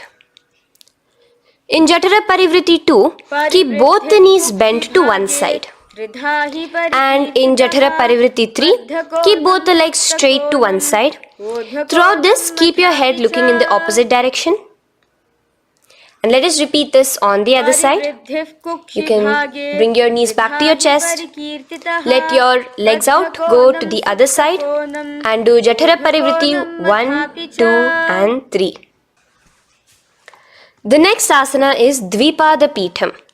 So now, from Jatara Parivritti, you can bring your feet down, lay on your back with your knees pointed upwards, feet flat on the ground.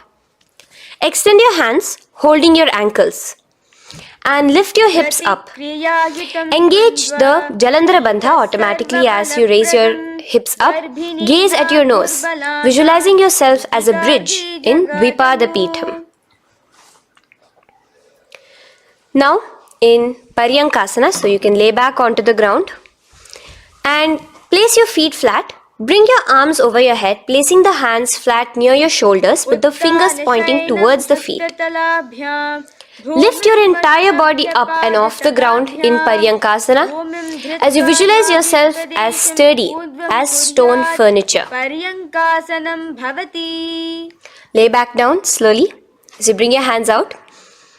Keep your knees to your chest here and your hands on the shoulders as we enter into Svottanasana. Visualize you're laying on your back as a playful dog. Move your hips in the circular motion. Do the Sahaja Kumbhaka. Now let us enter into Viparita Karani.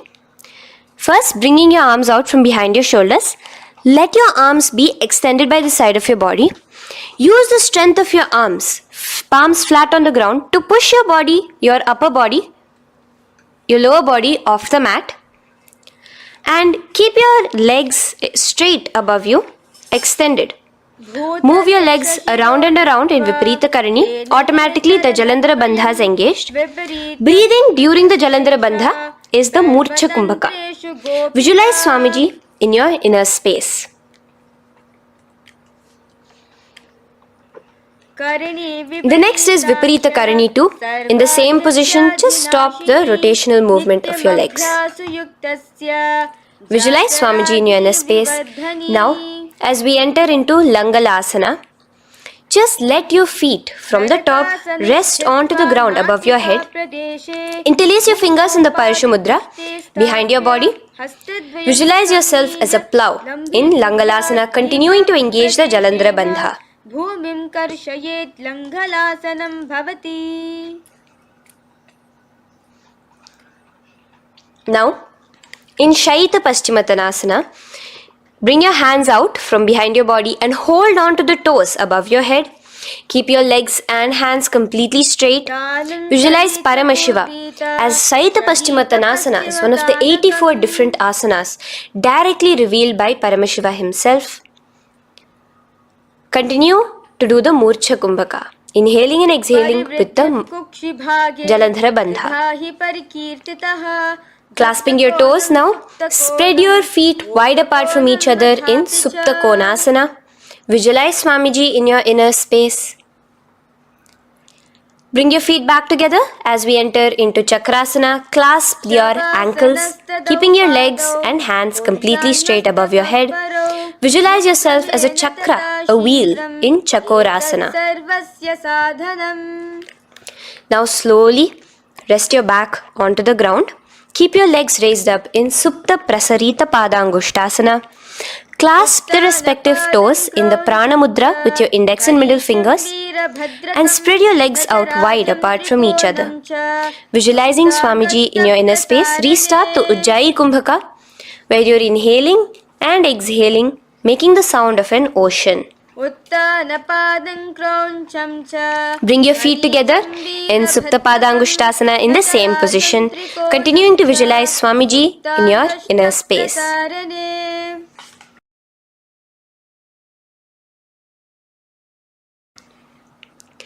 Now, bring your feet, release your feet and bring them into Padmasana.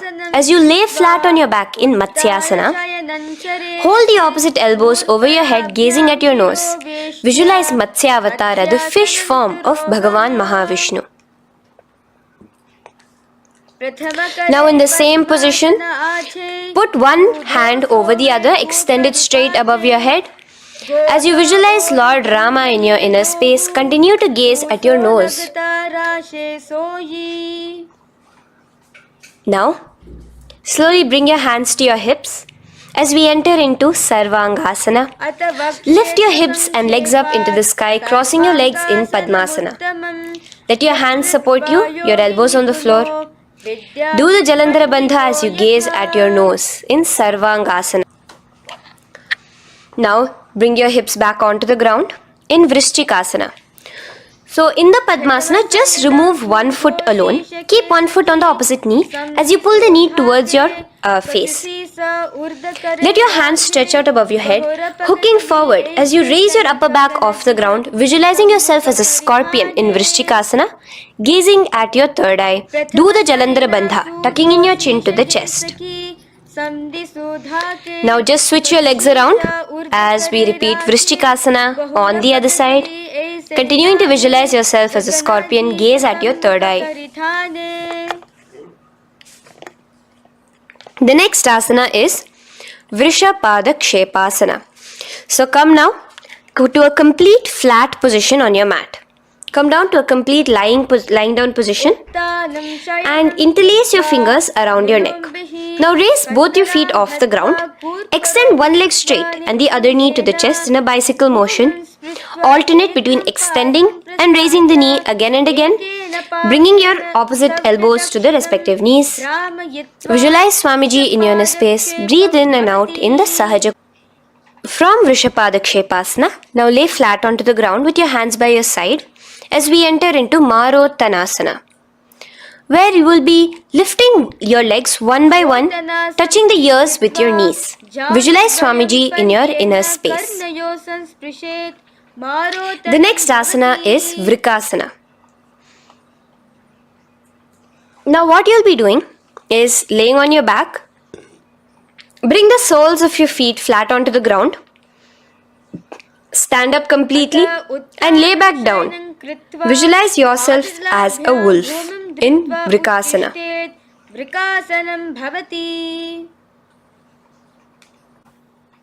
Now come back to a seated position as we enter into Luthasana, where you are going to be quickly throwing your legs above your head as you roll over completely, finishing in a prone position. Do this a couple of times. Come forward, roll over. Come forward and roll over again. Visualize Swamiji, the Supreme Pontiff of Hinduism, in your inner space. Now, take a moment to relax.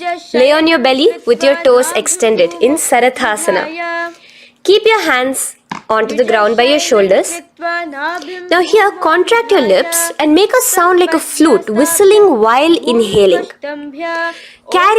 Visualize yourself as a ratha, as a chariot carrying warriors into battle for dharma on your back.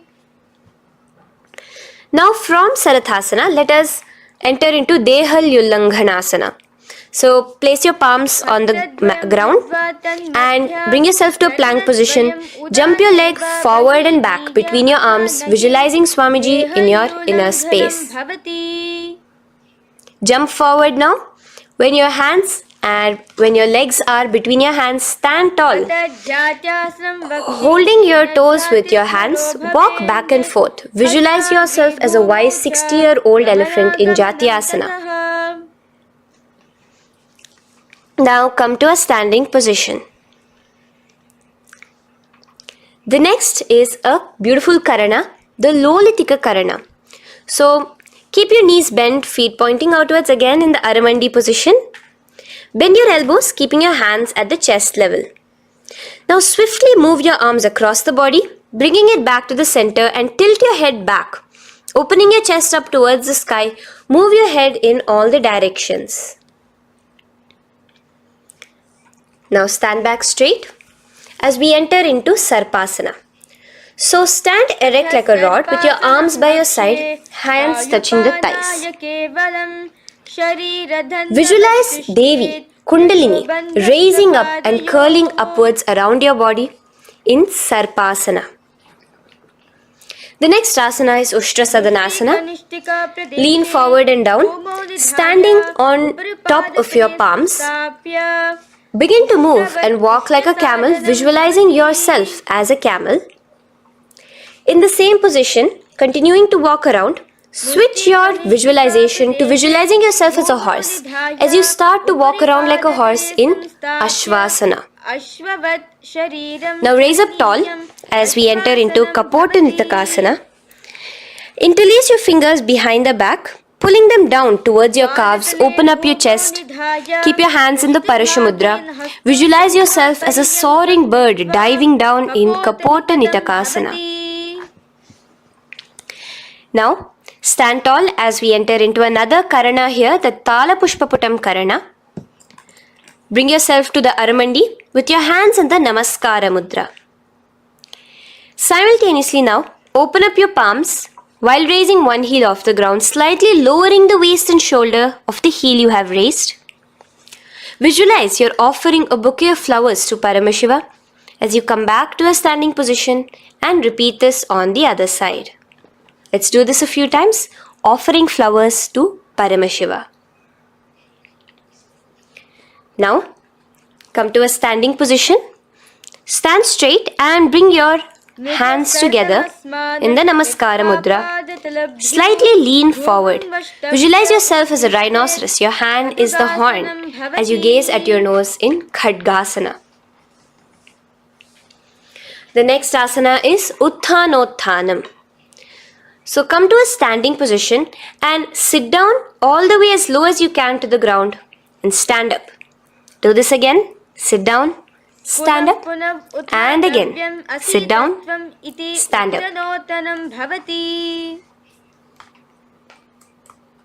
As you gaze at your nose throughout this. The next asana is Musalasana. Now come back to a standing position. Raise your hands above your head, tall as you jump up and down repeatedly. Visualize yourself as a mace. Jump here in Musalasana.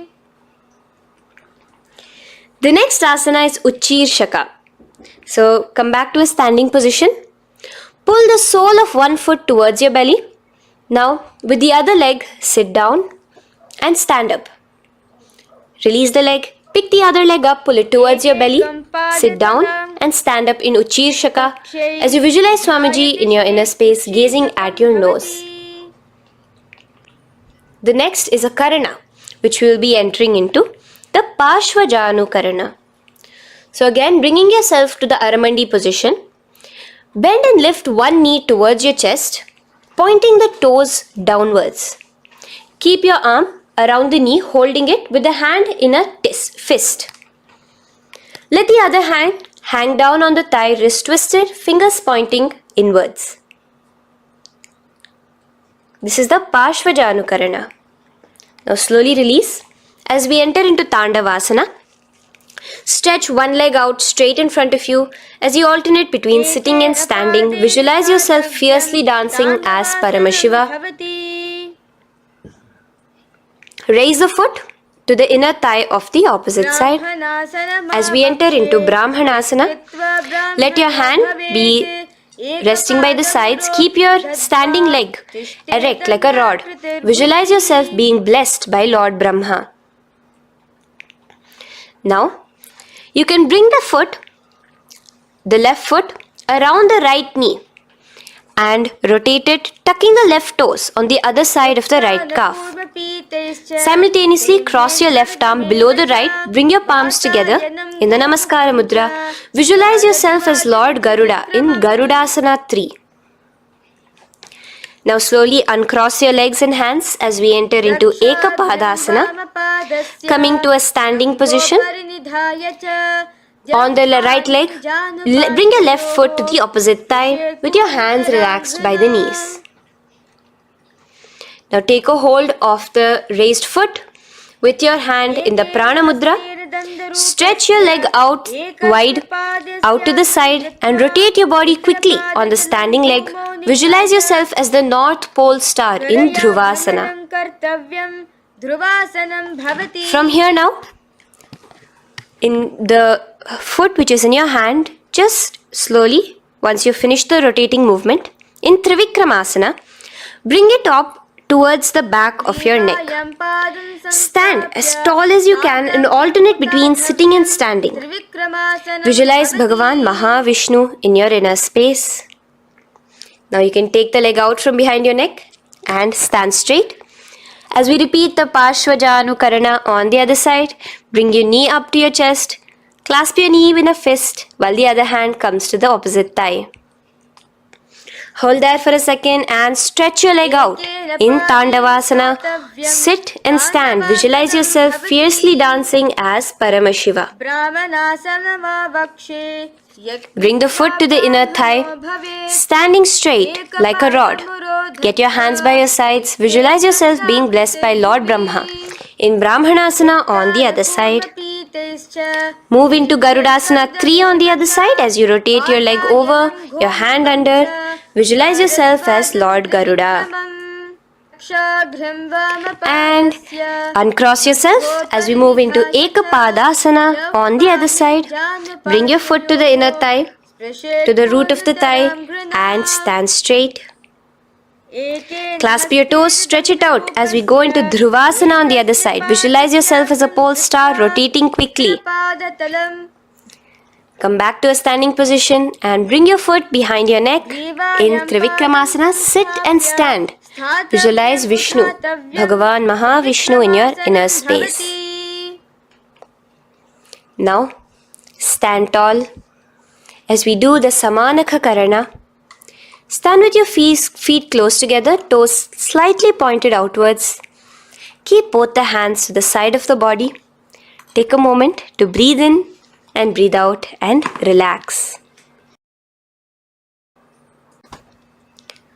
Now, slowly relax and from the standing position, slowly bend forward, bringing both your hands underneath your knees. Now, once you have squatted down fully, interlace the fingers together in the Parashamudra. Bring that interlaced fingers in front of your navel. In Ghorakanjali Asana, visualize the great sage Goraknatha, the founder of the Natha Yoga Hindu Sampradaya. As you do the Jiva Chala Kumbhaka, engage the Moola Bandha. The next asana is Kanchyasana. So now just slowly unwind your hands from each other, from your navel, and now bring your hands from the opposite side inwards underneath your calves and wrap your hands around your back. Hold them together in the Parashamudra. Keep your body, your upper body upright, visualizing the Supreme Pontiff of Hinduism in your inner space. The next is Bhairu Asana. So slowly unclench your hands and bring them out from underneath your legs. Keep your feet and knees together and in a squatting position, bring your hands behind your back, clasping them together, remaining in the Parashamudra. As you gaze at your navel center, visualize Bhagavan Kala Bhairava, the Lord of Time, in your inner space. The next asana is Varahasana. Now to gain your balance, you can lightly spread your legs apart and bring your hands to the back of behind you in the Anjali Mudra, palms together. Visualize a boar, one of the 10 incarnations, the Varaha Avatara of Mahavishnu, gazing at your nose. Now slowly relax, bring your hands out from behind you as we move into Pripithasana. With your hands in the Prana Mudra, with your index and middle fingers, clasp the respective big toes and come to a half squatting position where your hips are at your knee level. Visualize Swamiji in your inner space as you do this asana, Pripithasana. Slowly let go of your feet and place your palms flat on the ground in front of you with the fingers wide for balance. We're going to be balancing here in Bakasana. Place your knees on the back of your arms. Focus your eyes on one spot as you raise your feet off the ground, balancing here. Visualize yourself as a crow. The next asana is Shushtanga Kapali Asana. So now come to a kneeling position. So from there itself, you can directly put your head onto the ground, or else come to a kneeling position and place your head onto the ground. Palms spread for support. Raise your body onto your head, bringing your legs into the Padmasana. Gaze at your nose. Visualize Swamiji himself in your inner space. Come down now, uncrossing your legs as you come down. Sit onto your knees, keeping the toes flat. Now, let your heels come outside of the hips Keep your hands on your knees. In Guptasana, sit straight. Keep your gaze on your nose. Visualize you're sitting in the sacred secret seat with Paramashiva and your Guru, Swamiji himself. Now we are going to be kicking up into a handstand. So get ready. Place your palms on the ground, fingers wide for support. Do take support of a wall if you need it. And lift your body up straight above your hands. Visualize you are a tree in Vrikshasana 2 with deep roots into the ground. Breathe in and breathe out slowly. In the same position as we move into Shibhu-asana, switch your gaze to the third eye. Hold it there for a few seconds and relax. Bring your feet back to the ground. Now lay flat onto the ground in a plank position and slowly lower your body towards the ground and push yourself up again. In Matsyasana 2, go down and come up, visualizing yourself as a fish. The next asana is Sarpasana 2. So here you're going to lay prone, completely flat now. You can lower yourself to the ground. Bring your hands to the hips. Extend your legs together and point your toes backwards. Lift your chest up and move left to right. You're moving like a snake while visualizing yourself as a snake in Sarpasana 2. Relax slowly, bringing your chest back to the ground. Now, keep your feet together, pointing backwards. As you bring your elbows onto the ground, rest your upper body on your elbows. Bring your hands together in the Padma Mudra with your little fingers and thumbs together and rest your chin on your hands. Niralambanasana, where feeling yourself completely supported, knowing that Swamiji is there in your life. Now, slowly relax, place your palms on the ground beside your chest and push yourself up, your hands straight up completely. As you bend your knees, bringing your feet to touch the top of your head. Lean your neck back, touching your head with your tip of your toes. See yourself, visualize yourself as an umbrella, protecting your Guru from the sun's rays in Chhatrasana. Slowly relax, you can bring your feet down. As we move into Vajrasana, just push your body back and sit on top of your knees, with the heels flat on the ground. Now stretch your arms in front of you with the palms facing downwards. Place your forehead on the mat. Visualize you are the weapon of Indra, the Vajra, symbolizing indestructibility as you gaze at your nose. As we enter into Meshasana, raise yourself into the same Gajasana position on your hands and legs with your hips pointed upwards and alternate striking the ground with the opposite hands. Experience yourself, visualize yourself as a powerful ram as you alternate striking the ground in Meshasana.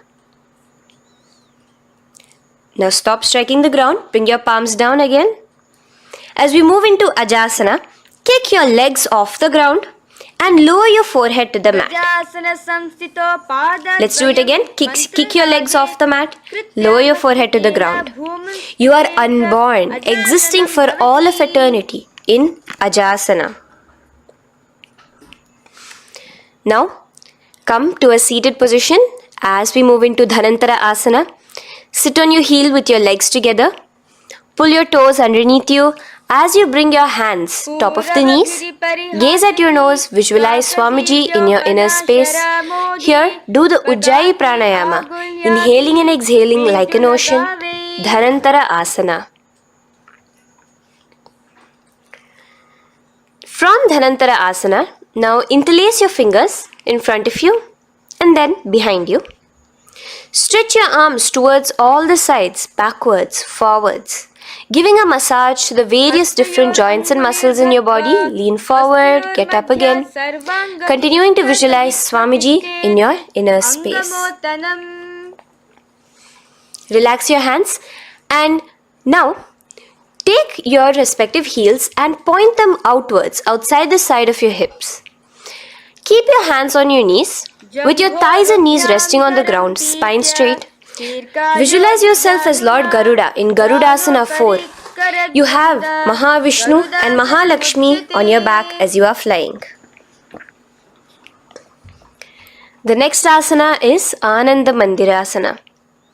Now you can continue to remain in the same position. You can bring your feet pointing inwards.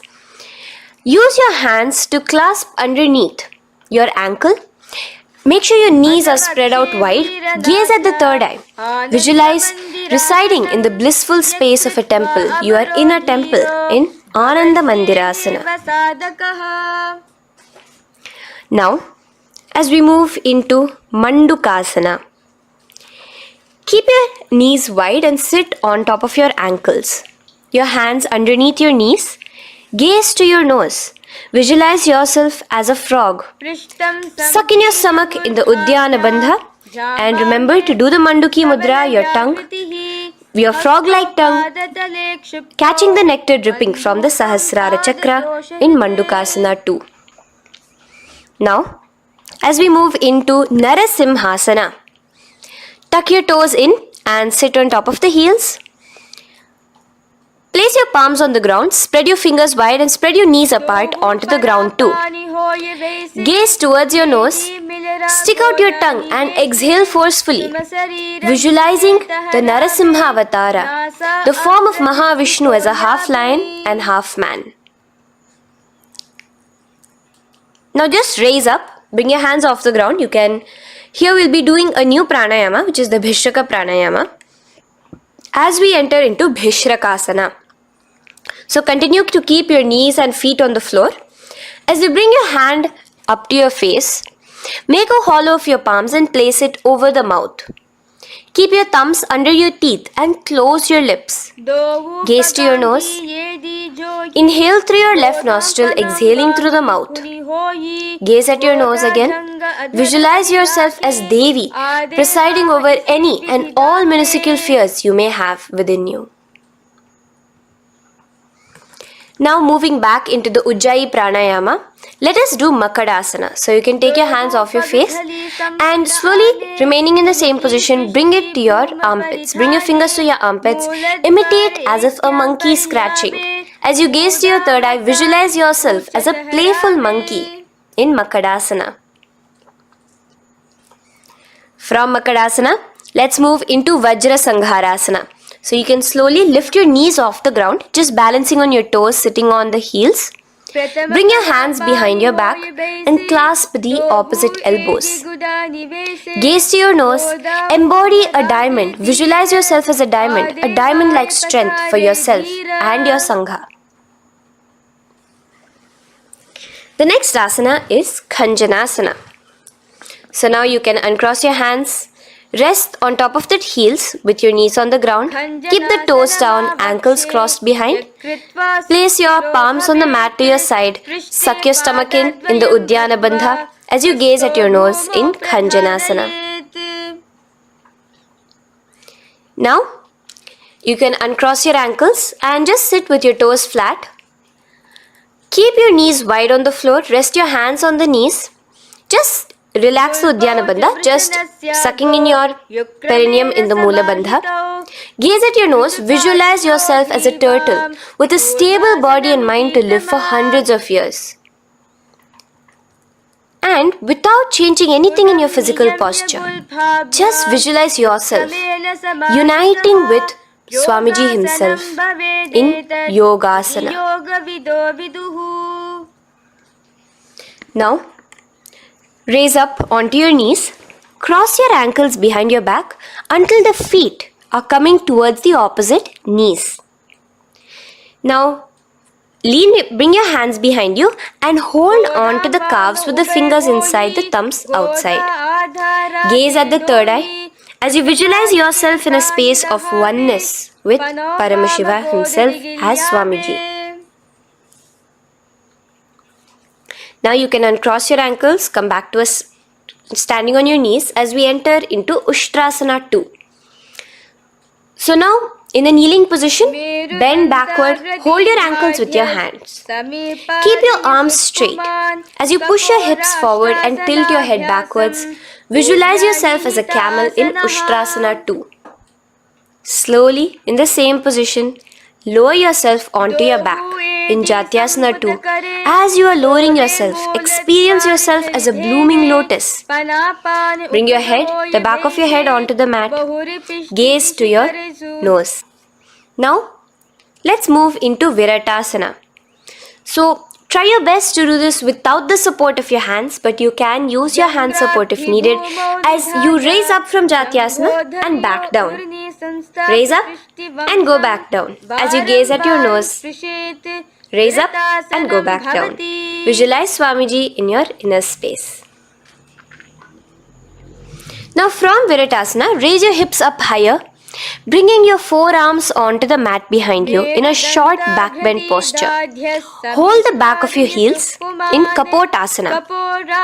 Visualize yourself as a beautiful dove, a Kapota, in your inner. As we move on from Kapotasana into Varasana. So stand upright on your knees with the toes tucked. Hold your arms with the opposite hands. Gaze at your nose. This is the boon fulfilling posture. Visualize your boon becoming a reality directly from Paramashiva himself in Varasana. Now, keeping your knees together, toes tucked, just lean forward, bringing your head onto the mat, holding your head with your hands. Visualize yourself as a boar, as the Varaha avatar of Bhagavan Mahavishnu in Varaha Asana 2. Now, just kick your legs off the ground as we enter into Mundasana. Raise yourself up into a headstand posture, visualizing yourself as a lopped tree. Gaze at your nose. Breathe in and out in the Sahaja Kumbhaka. Slowly come down now. Relax. Come to a kneeling posture. Sit on your heels. Bring your head down beside your knees, your elbows adjacent to the knees, your hands holding your head. Exhale through your mouth as you gaze at your nose, visualizing Swamiji in your inner space in Andhasana. Now from here, push yourself off the mat as you come lying prone on your belly. Let your arms be extended straight out and together lift your thighs, arms and chest off the ground, stretching your body, balancing there. Visualize yourself as a locust in Viparita Shalabhasana. The next asana is Kapalasana. So slowly lower yourself back to the ground. Now laying on your belly, bring your arms to your side, palms downwards. Keep your forehead on the ground and your chest on the mat. Only lift your legs up into the air. Only your legs are lifting up. Visualize yourself as a skull. You are a mind with purified thoughts, a strong will to attain enlightenment in Kapalasana. The next asana is Akasha Kapotasana. So now, in the same position as you are, let your arms be straight out behind you. As you kick your legs up and over your head, bring your feet slowly to the mat in front of you. Push yourself, balance there. Visualize yourself as a free and open flying dove in Akasha Kapotasana. Bring your legs back out as you lay flat on the mat. Now push yourself onto your knees. Place your forearms on the ground and your chest down such that your navel is touching your knees. Be sturdy, visualizing yourself as a sparrow in Chatakasana.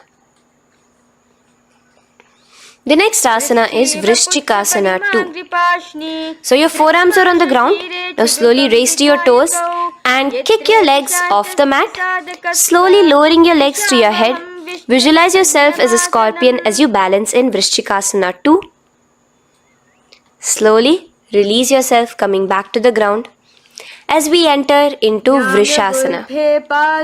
Sit down on top of your right heel and let your left foot remain outside of the hip, the ankle to the side. Place your hands on the mat, visualizing yourself as a bull in Vrishasana. Now, bring both your knees underneath you, sit on both your heels, cross your left leg over top of the right, lightly, and in Lolasana, push yourself off the ground. Your knees are off the ground, you're just balancing on your hand above the mat. Visualize Swamiji in your inner space. Lower down now. Bring the left foot now outside. Bring the right foot out and sit on your left heel now. As we do Vrishasana on the other side, visualize yourself as a bull. From here, let us get into a very powerful asana, Balagunasana. So, place your left toes on the ground, sit on the heel of your left foot. Place the right foot flat with the knees raised towards your chest. Maintain your palms on the respective knees. Be upright. Visualize Balagunahai, one of the 84 siddhas in your inner space in Balagunasana. Now come to a squatting position. Let your feet be flat as you bring your elbows under your thighs and calves, wrapping it around your shins. Hold on to your ankles from the outside in Grahasana, visualizing yourself as an entire planet. Now, you can unwrap yourself as you sit on top of the opposite heel in Balagunasana on the other side. Maintain your palms on the respective knees. Visualize Balagunahai, one of the 84 siddhas in your inner space. Now, sit upon both the toes with the heels up and knees off the mat, knees pointing forward. Now, keep your hands downwards on the respective knees. Keep your spine upright as you visualize Swamiji in your inner space in Utkatasana. The next asana is Vajra Sangharasana. Just spread your knees out wide in Utkatasana. Spread your knees out wide. Clasp the elbows behind your back. Visualize Swamiji in your inner space in Vajra Sangharasana too. The next asana is Anilasana. Now, sit with your feet hip width apart. Bring your hands under the soles of your feet from inside. Your palms facing downwards. Step onto your hands. Keep your arms straight, elbows together at the navel. Gaze to your nose. Visualize yourself able to consume and live off of air alone in Anilasana. The next is Padukasana. So from Anilasana, you can release your hands. Place the back of your hands on the mat with your fingers facing upwards. With your fingers facing towards your body, palms upwards. Step your feet on top of your hands and wrap your hands around your feet like a shoe. Walk around. Visualize you're wearing padukas, walking across the length and breadth of the world in Padukasana. Now bring your palms onto the ground. Stop moving around as we move into Kukutodana. Kick your feet up into the air and let them fall back down. Let's go up again and come down. Kick up and go down. Visualize yourself as a rooster in Kukutodana. The next is Viparita Nrityasana. So as you're kicking yourself up, you can go up into a complete handstand posture, which is Viparita Nrityasana. Do take support if needed. And move around on your two hands as if you are dancing in Viparita Nrityasana. Slowly come back down to a standing position. Lean forward and let your feet be slightly apart from each other. Bring one palm down on the mat with the arms straight. Bring the opposite hand to your head and be stable in Kunjarasana. Now just put that hand down as you bring the other hand to your head, repeating Kunjarasana on the other side. Be stable here. Now you can squat back down onto the ground. Keep your feet flat. Hold your respective ankles and lift your feet off the ground in Kadamba Asana. Visualize yourself as a Kadamba tree, a pious tree that promotes a long life. The next asana is Pavana Muktasana. Now sit back down onto the ground, bring your knees towards your chest. Let your hands wrap around your knees, hold it close to your body. Visualize all the excess vata, air, just balancing and releasing in your system in Pavana Muktasana. Now, let us move into Chakorasana. So first stretch your legs out in front of you. Bring one leg behind your head. Now place both hands on the ground and lift your body off the ground while lifting the other leg too, up straight. Visualize yourself as a powerful source of energy. Gaze at your third eye in Chakorasana. Slowly relax back down. Now hold your left toes with the left hand, index and middle fingers. Pull the foot to the left ear. We are entering into Dhanurasana 2. Extend your right leg out, keeping straight. Hold the big toe with your right hand. Visualize yourself as a bow in Dhanurasana 2. The next is Ashtavakrasana. So lift your left leg over top of the left shoulder. After releasing your hands, bring the right foot across and hook it on top of the left foot. Lean forward and down, keep your palms onto the ground. Extend your legs out to the left, lift your head up and chest. You're completely balancing only on your hands as you visualize yourself as a flying crane in Ashtavakrasana. Now slowly relax down. From here, bring your right foot to the left thigh and your left foot flat onto the ground. Knees raised up. Have your left shoulder underneath the respective leg and place your hands flat on the ground. Gaze towards your third eye. Visualize you are immortal, able to exist solely from prana alone in pranasana. From here, moving into Parshva Matsyendrasana. Place your right foot at the root of the left thigh. Then the left leg by the side of the right knee. Hold the left leg by the right hand. Twist your body out. Remain steady here, gazing at the third eye. Visualize Matsyendranatha, the great Rishi, Yogi, master of Hatha Yoga, in your inner space.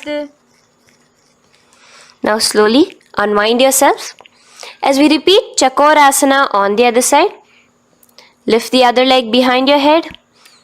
Place both your hands on the ground and keep your entire body off the ground straight up. Gaze at your third eye, visualizing yourself as a powerful source of energy. Now relax back onto the ground. Let's repeat Dhanurasana 2 on the other side.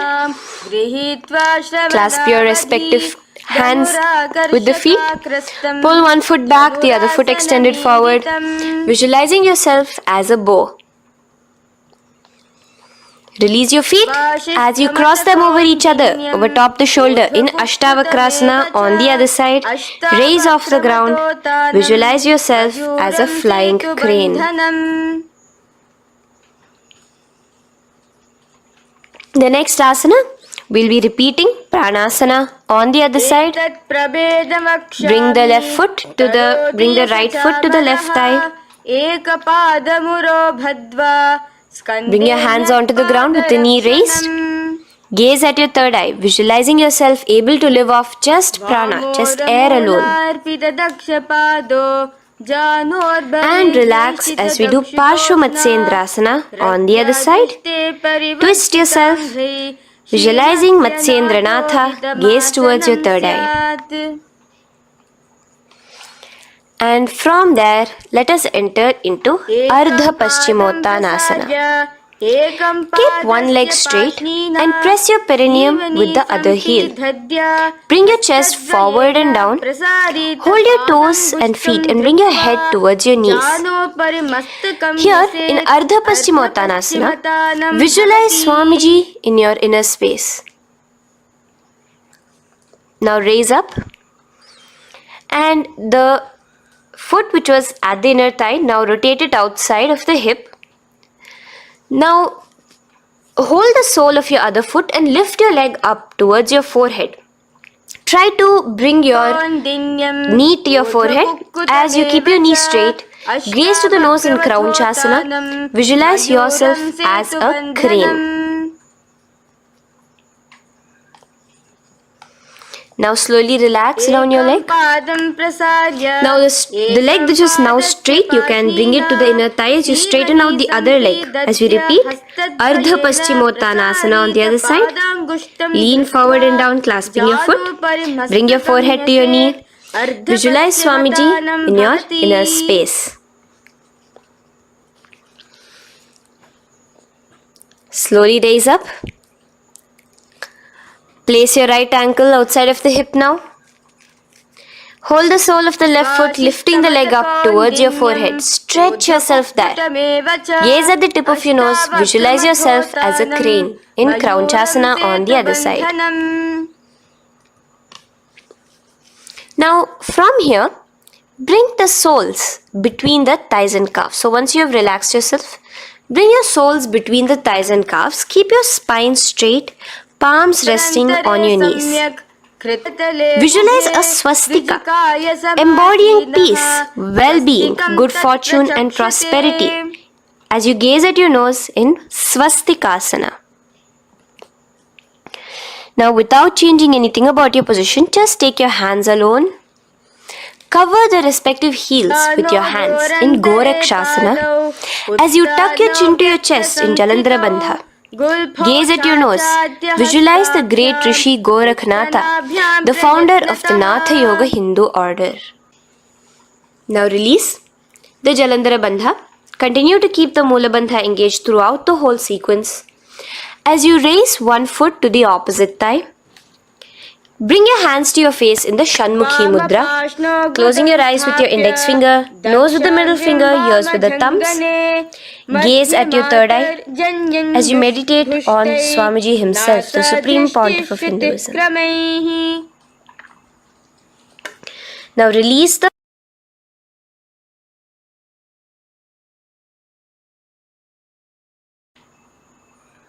Shanmukhi Mudra.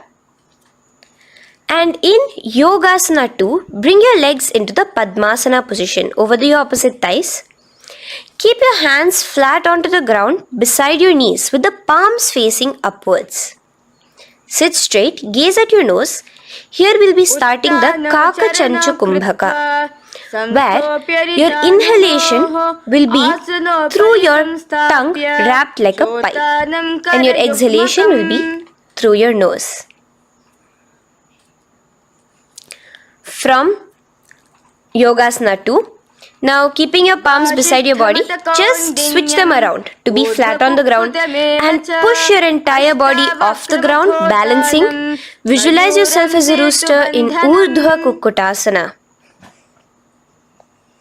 Now relax down, come back to a seated position on the floor, keeping your legs in Padmasana. Insert your hands through your knees and place them on the mat. Remember, do not lift your body up, just stay seated down there. In Siddha Harituliyasana, gaze to your nose, visualize Swamiji himself in your inner space. From there, let's enter into Hamsasana, where you will actually be pushing yourself off the ground. Lift your thighs up high above your shoulder, above your elbows as much as possible.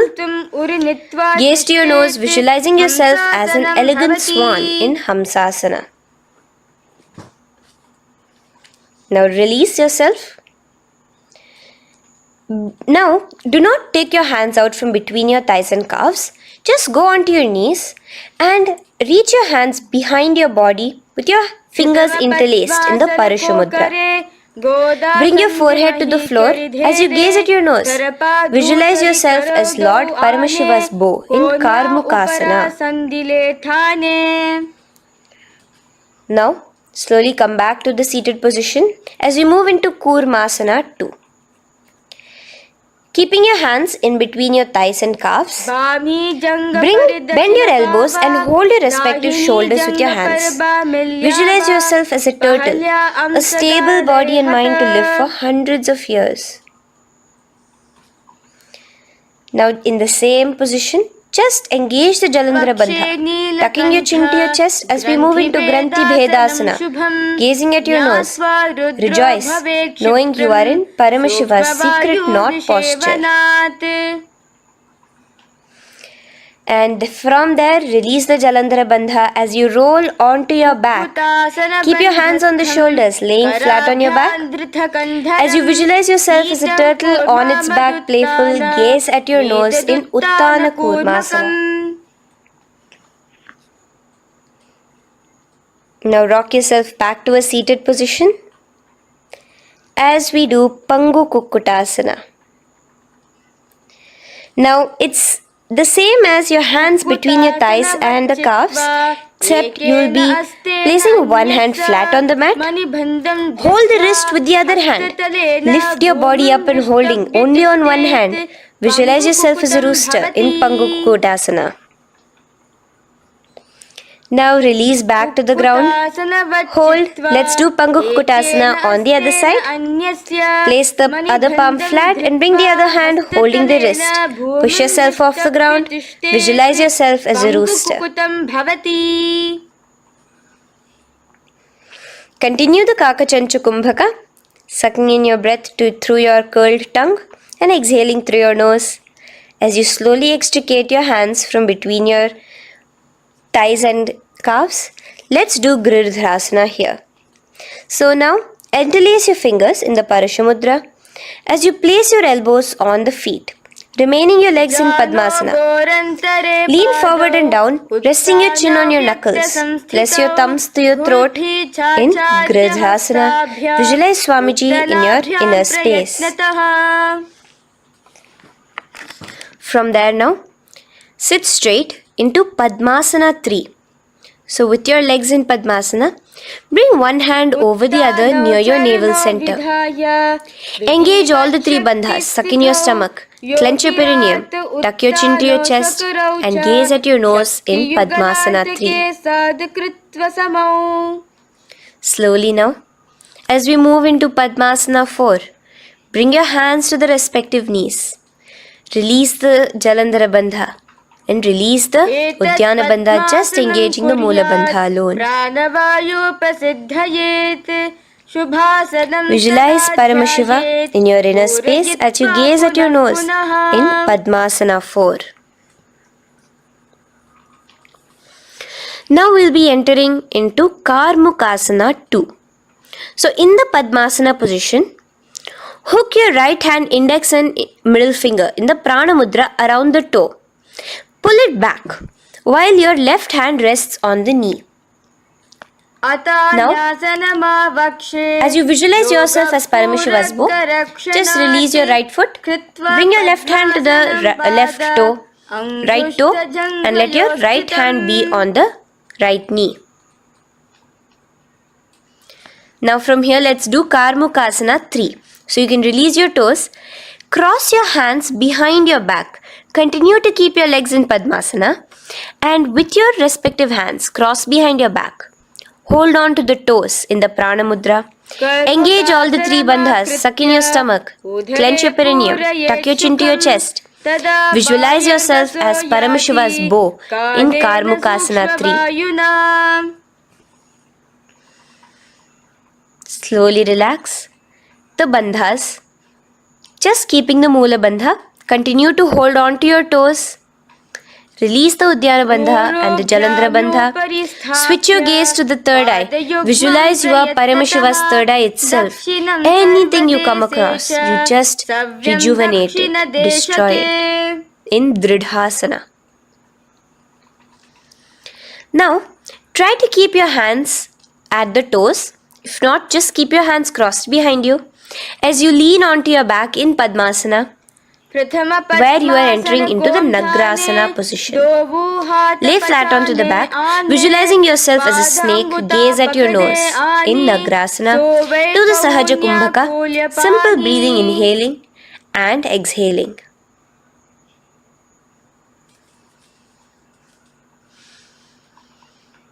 Now bring your knees to your chest.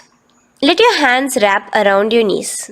Slowly uncross your Padmasana and bring your knees to your chest. Bring your hands to the Parashamudra, the fingers interlocked on top of your knees. As you pull your chin up to your knees, visualize yourself as a ball in Kandukasana. Now relax. Bring your feet onto the ground. the knees pointed upwards in Urdhva Pavanasana. As you interlace your fingers, bring the interlaced fingers behind your head. Laying down, gaze at your nose in Urdhva Pavanasana. The next asana is Marakata Pithasana. Now, from behind your head, take your hands out and clasp onto your feet. Just step lightly onto your palms. As you push your hips up into the sky, automatically engaging the Jalandhara Bandha. Visualize yourself as a powerful alpha ape in Marakata Pithasana. In the same position now, bring your hands to your hips as we enter into Uttanashiki Pitakasana. Let your weight rest on your elbows as you stretch your legs out straight. Gaze at the nose. Visualize Swamiji in your inner space. From there, continuing to rest on your elbows, kick your feet up high into the sky in Narakasana. Stretch your palms out behind you, flat on the ground. Balance there. Visualize yourself blissfully traveling through hell unscathed in Narakasana. Bring your hands to your hips now as we move into Tiryanavkasana. Angling your legs down at an angle, visualize yourself as a boat crossing the ocean of samsara in Tiryanavkasana. Now from there, come back straight as we enter into Dhwajasana. Keep your legs up high above your body, your hands stretched out down behind you. As you push yourself up, visualize where Kailasa's flag respected across all nations in Dhwajasana. Hold there for a few seconds and relax now. Flat onto the ground, palms slightly away from your body. Do not move at all in Mritasana. Your body is dead. Visualize that. Visualize the Supreme Pontiff of Hinduism liberating you. Let your awareness travel to all the parts of your body in the Shakti Chalan Mudra as we do Mritasana.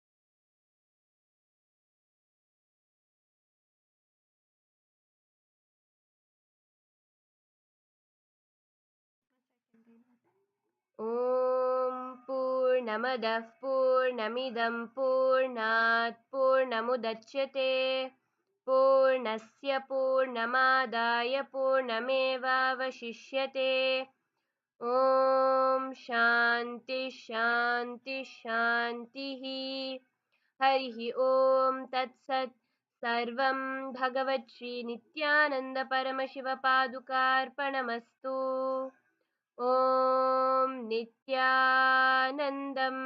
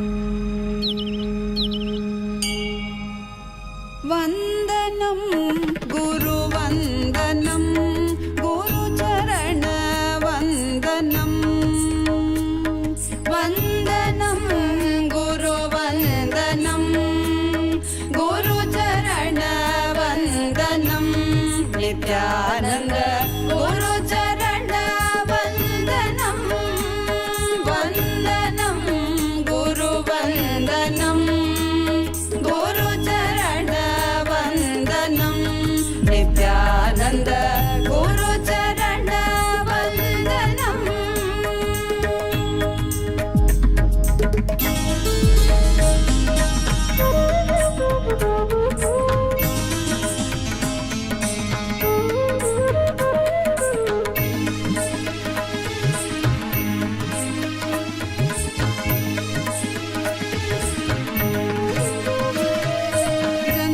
Sarthakakaram Guru Darshanam Vandanam Guru Vandanam Guru Charana Vandanam Nityananda Guru Charana Vandanam.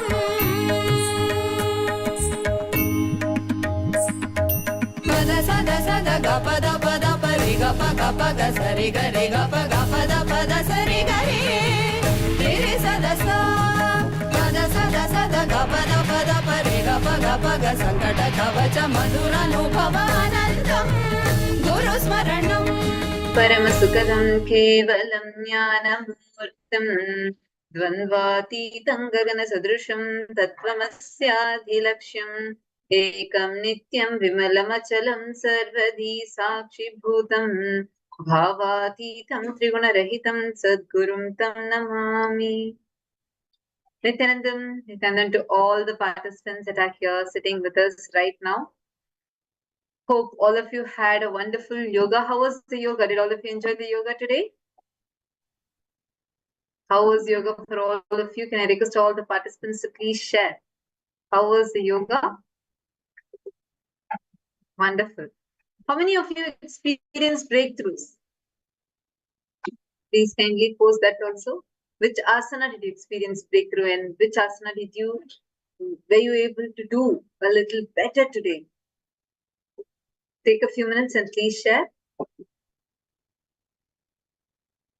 See, the Nityananda Yoga is designed to give you those breakthroughs. The Nityananda Yoga is designed to connect you directly in oneness with Swamiji, oneness with the cosmos itself, so that you are able to manifest the extraordinary powers just through doing the yoga. Now, let us all enter into the power manifestation. We are going to be manifesting the power of third eye, seeing through the third eye. I request all the participants to please kindly blindfold yourselves. Please kindly tie your eyes with an eye band.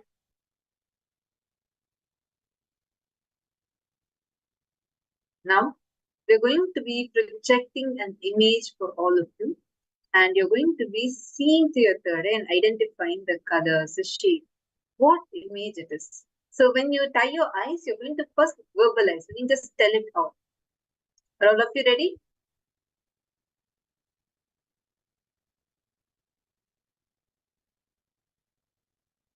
Please tie your eyes with an eye band.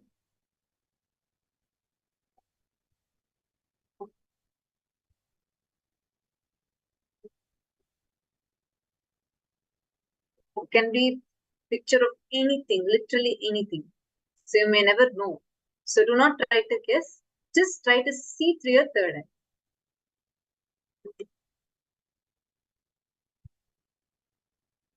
3, 2, please tie your eyes. I see some of you just closing. Please kindly tie your eyes completely.